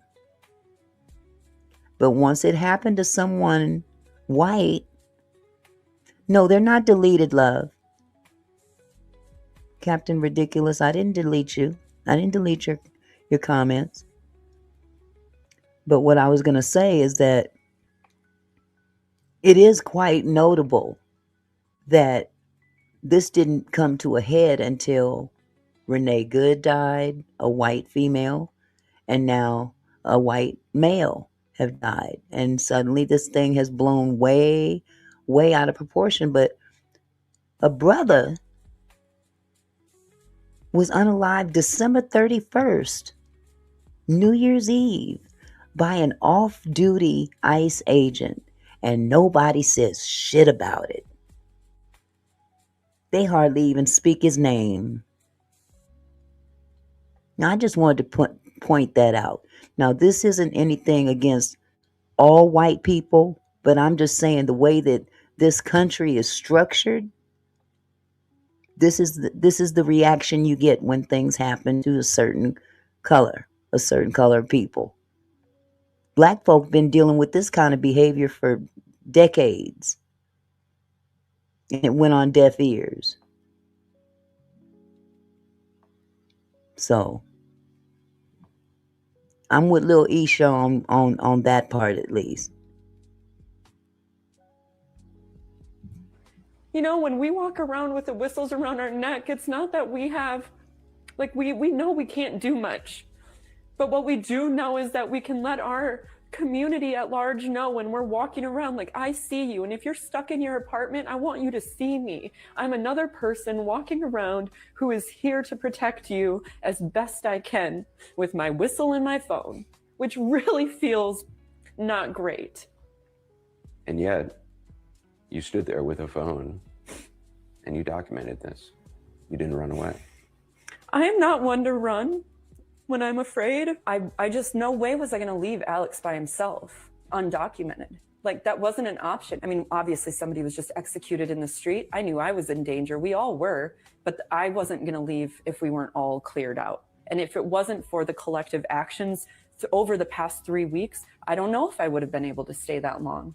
But I knew that this was a moment, and we all have to be brave, and we all have to take risks, and we're all going to be given moments to make that decision. And I guess in my default mind of crisis there, that's where mine fell. And I'm grateful to myself, and I'm grateful to anybody who was supportive to me after, to make sure I could get to safety and get that video uploaded to the right people. The federal government says that they are investigating what happened. Have you been contacted by anyone from the federal government? FBI? No, I have Border not. Patrol, Homeland Security. What does that tell you? When did this gentleman lose his life? Alex Pretti. When did he lose his life? And nobody has reached out to her at all as far as an investigation is concerned. What does that tell you? That lets you know they have no intention of really investigating this. They know it's wrong, but they got a big picture. They've got a bigger picture. And if you buck up against their picture, you will be collateral damage. It don't matter what color you are, because the people higher up have an agenda. They want this country to look a certain way. I do have a legal team now who are fielding much of that, and I am no longer accessible in those ways. I talked to your attorney this morning. She said she had not received any outreach from the FBI or anybody from the federal government. I do not think they have my name yet. Obviously, they will. Oh, they got your name. You've given baby. testimony to state investigators. Yes, yes. Do you have confidence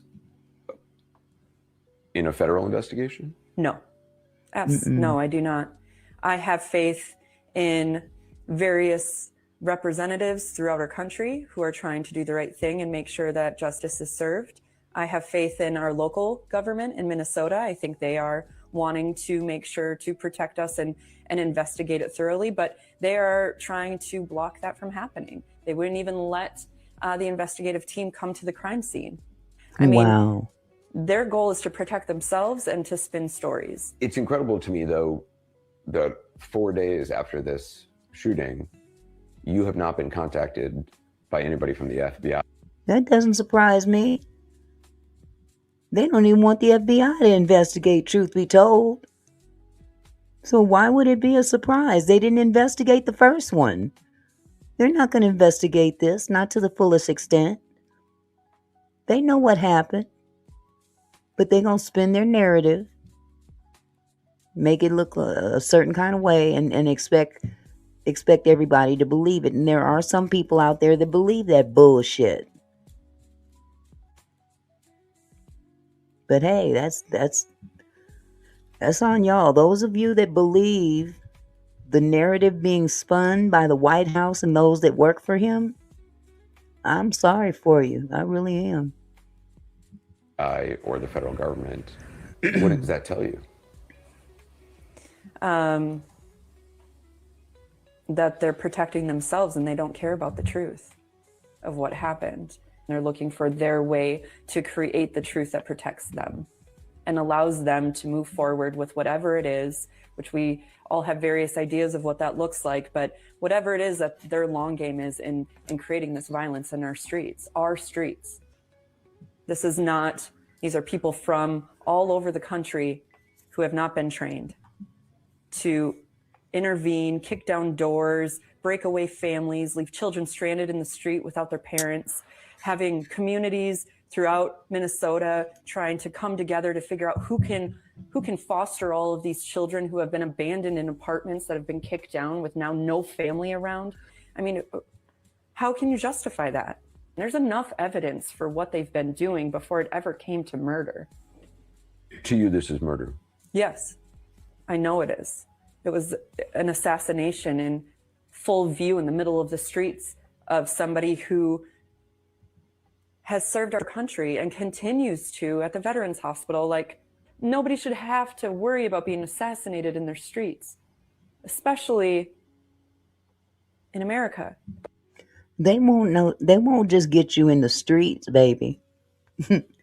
Listen, there was a man recently thrown into one of these detention camps who was the sole caretaker of his son who was severely disabled. And they took that man out of the house and left that young paraplegic son of his. And he was a grown man, but nevertheless, he was solely this man was solely responsible for taking care of his son. And left that man behind, and he just died. He just died because they took his only person designated to take care of him. He was severely paraplegic. Left him in that apartment all by himself and had no other recourse. And this young man just died because he wasn't being cared for properly. And he's grieving the loss of his father who was taken away. So they'll get you one way or another because you're collateral damage. They have a quota to meet, whether it's justified or not. And a lot of these people that they're throwing in detention are not illegal. They just look a certain way. So this is legalized racial profiling. Oh boy. David, someone says, all y'all dumb. Both sides want this. That's why the Minnesota governor keeps stoking protesters and government wants this. Division is what both sides come together to do. Immigration riots will be the new thing. Okay. Thank you for your comment, David. Which, nowhere it should be that way. I think people are feeling like there's nobody here to help us. There's nobody who can step in to protect us. And I think people are at a loss and shooken. Like, what do we do? What can we do? What is in our constitutional rights that don't seem to matter? The Constitution doesn't seem to matter. There's many people who have died, but we don't know what that looks like. You know, people from being detained and having a medical crisis without intervention. I've heard of many stories where people are sick and they don't have their medications. Like, all of those human rights violations, those stories aren't being told yet. So this is only the beginning of a very long road. When this does end, we're all ready to move forward with productive ways to make this better. But how do we do that when our local officials in the state of Minnesota also have their hands tied? So it broke down to, then it's us. We only have each other. Nobody's here for us. Nobody's going to help us right now because their hands are tied. So this is what we can do. I can document in case somebody gets detained, which is what I was filming, right? In case someone gets detained. Did I think I was going to be filming a murder? No. An assassination? No. Do you worry about you becoming a target because you've spoken Yes, out? absolutely. Yes. But yeah, I hope that me coming forward and doing this allows others to do it with me. I think there's safety in more of us taking those risks. But I understand we cannot all do that. This is just, one more moment to tell the truth, one more moment I'm just here to represent all the work we're doing and I'm here to represent the truth. I'm not. I have a question for David,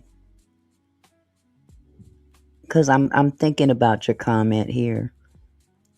You said all y'all dumb. First of all, ain't nobody dumb in here. Let me just clear that up.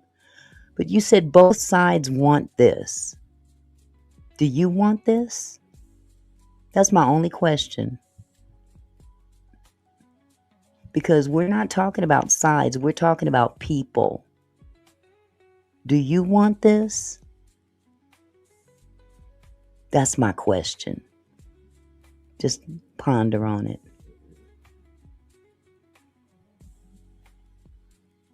Not here to represent me. I'm here to represent we. I care about my community. I care about my state and my country. And this is one small thing I can do.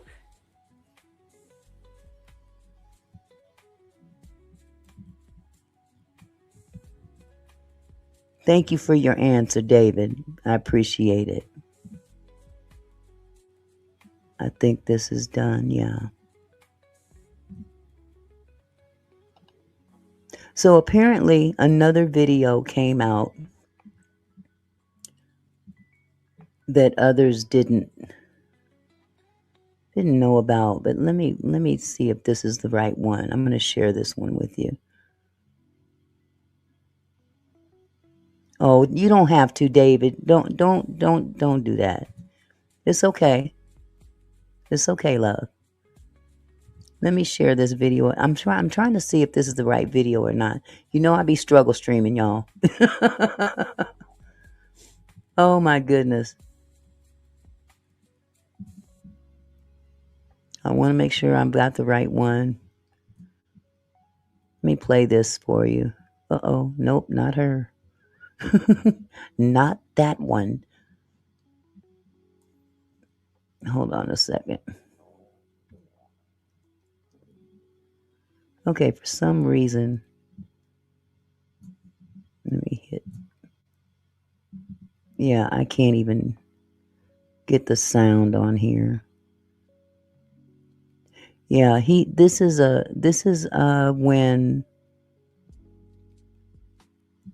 when he kicked.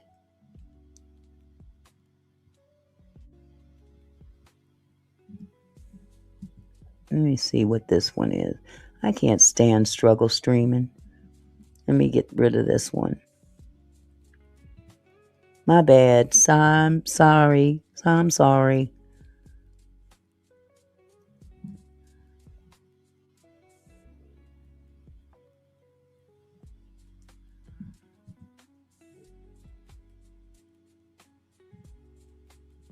For some reason, the doggone button ain't here.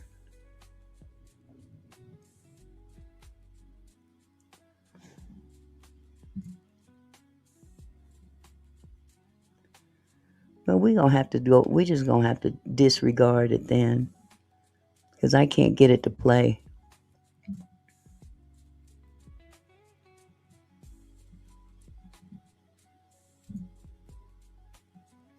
And there's no sound either. Wait a minute. Here we go. I think I found it.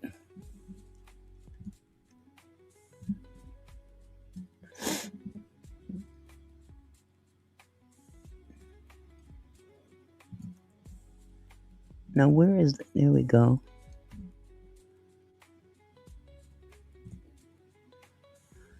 Okay, y'all, please bear with me.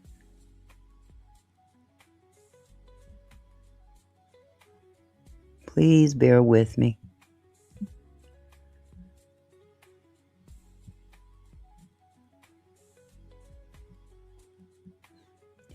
Okay, I think I got it.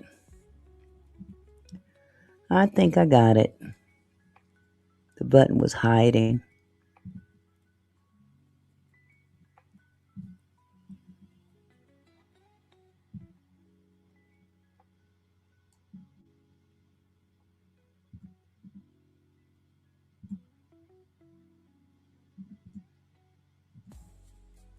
It's still not playing. Dadgummit. Okay, fuck it. I'm sorry. I didn't mean to say that.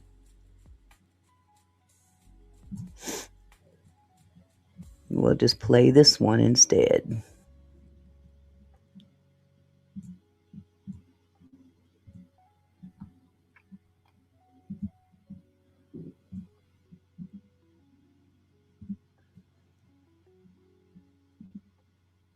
Nurse by federal agents in Minneapolis. There is new video just now emerging tonight and what it shows.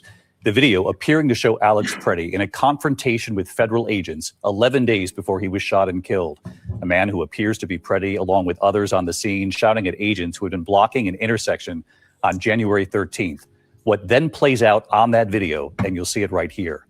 Meantime, another major development tonight, a Customs and Border Protection spokesperson now claiming the 2 agents who shot Alex Pretti were placed on leave immediately after he was shot and killed on Saturday, contradicting Border Commander Greg Bovino, who said at the time that those agents were still working, but in other locations. And all of this comes tonight amid another alarming scene that unfolding during a town hall in Minneapolis last night. A man seen attacking Congresswoman Ilhan Omar, spraying her with an unknown liquid from a syringe. Tonight, he's now under arrest. And after the attack, President Trump suggested the Congresswoman did it to herself. ABC's Matt Rivers leading us off tonight from Minneapolis. Tonight, new video appearing to show Minneapolis ICU nurse Alex Pretti in a struggle with federal agents 11 days before he was shot and killed. You see a man who appears to be Pretti and others on the scene. Now, this is the video I was telling you guys about that happened 11 days prior to the shooting. And it's believed that this was payback, so to speak. Shouting at agents who had been blocking an intersection on January 13th. A man who looks like Pretti seen kicking a federal vehicle before agents got out, pushed him, and tackled him to the ground. Agents then firing gas into the crowd. But the agents got up, and the man appearing to be Pretti walked away, a gun visible on his waistband. We don't know what happened before this altercation. DHS is reviewing this video. And tonight, sources tell ABC News the 2 federal officers who shot Alex Pretti over the weekend have been placed on paid administrative leave. So it was 2 officers that shot him, not 1. Because that was up in the air for a minute. Boy, that was so unnecessary. A Customs and Border Protection spokesperson telling ABC News the 2 officers have been on leave since the shooting Saturday. But that directly contradicts comments made by Border Patrol Commander Greg Bovino over the weekend. All agents that were involved in that scene are working, not in Minneapolis, but in other locations. That's for their safety. We asked DHS about the discrepancy. Are they on administrative leave or are they working elsewhere? And we have not heard back. According to a preliminary DHS report sent to Congress, one of the federal officers involved is a Border Patrol agent, and the other is a Customs and Border Protection officer. That report says DHS conducted a preliminary review of body-worn camera footage. And it's the first time the agency has acknowledged critical facts, including that 2 agents fired guns during the shooting. The DHS timeline says while agents attempted to take Pretti into custody, a struggle ensued. And a Border Patrol agent yelled, "He's got a gun," multiple times. 10 shots were fired in just seconds. Wow. Nowhere in the DHS report to Congress does it say that Pretti ever brandished a weapon or even attempted to reach for his gun, which he was legally allowed to carry. The report also never mentions that Pretti was disarmed before he was shot, as video appears to show. Yes, he was. Stella Carlson speaking out to CNN. She was the woman in the pink jacket just feet away from Pretti when he was killed. Now, we saw her interview already, so we don't need to watch it anymore. But, I mean, honestly, really? Dude, did it really take that many to take this man down? This is, well, I tell you. But I agree that, yeah, it'll change. I agree with David. David said different flavor, but same stuff as Floyd riots. This will go on until the elections, then it'll change. I agree with that.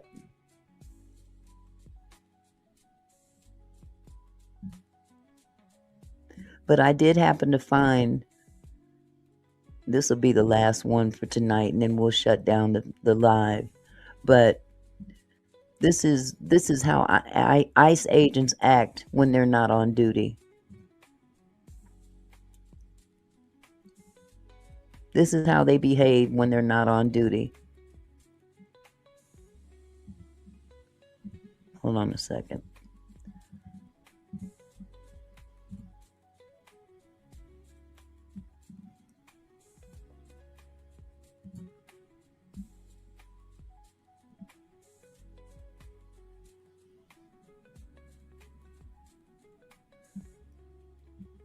Now, just to provide context, these are protesters that are outside. They're outside of the hotel that these agents are at.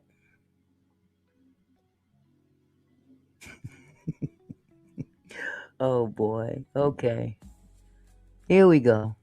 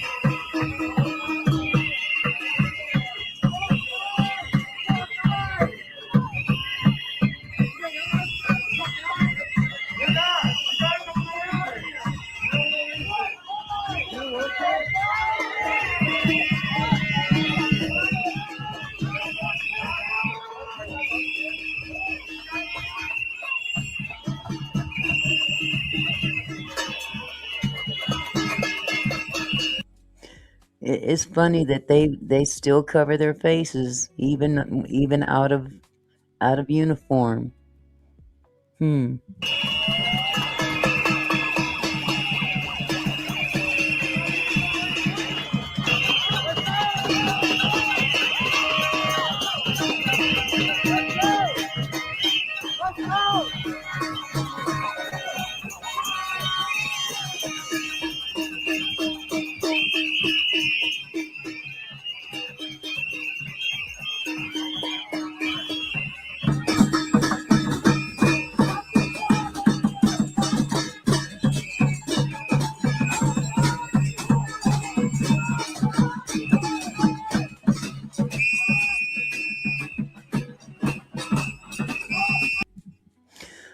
Oh my goodness.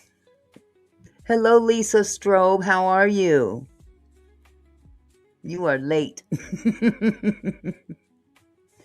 Well, you guys, that's going to be it for tonight's show. But I appreciate all that have joined us, both pro and against. And I hope you guys are just mindful of your surroundings, no matter what side of the aisle you stand for. Just be careful out there. Just be careful out there, because it could happen to any one of us. Any one of us. Just wind up on the wrong block at the wrong time. So again, I welcome everybody that has come in tonight. Those that are new to the channel. If you enjoyed this content and enjoyed the ability to participate, then subscribe to the channel. I welcome everyone. As long as you're respectful when you come here, we can have a difference of opinion. That's fine. So everybody stay safe. God bless you. I'm out.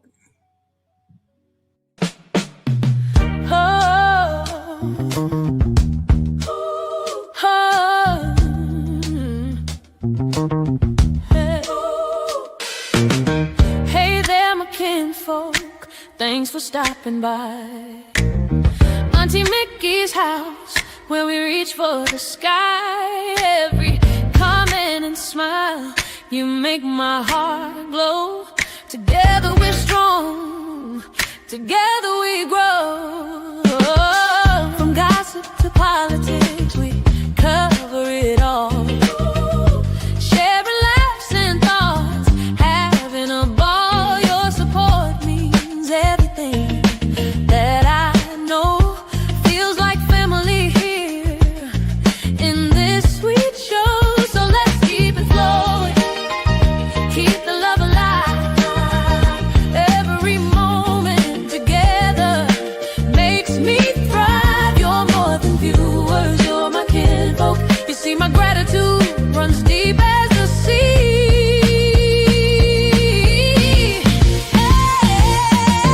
Thank you for being here, for sharing your time with each comment, with each rhyme.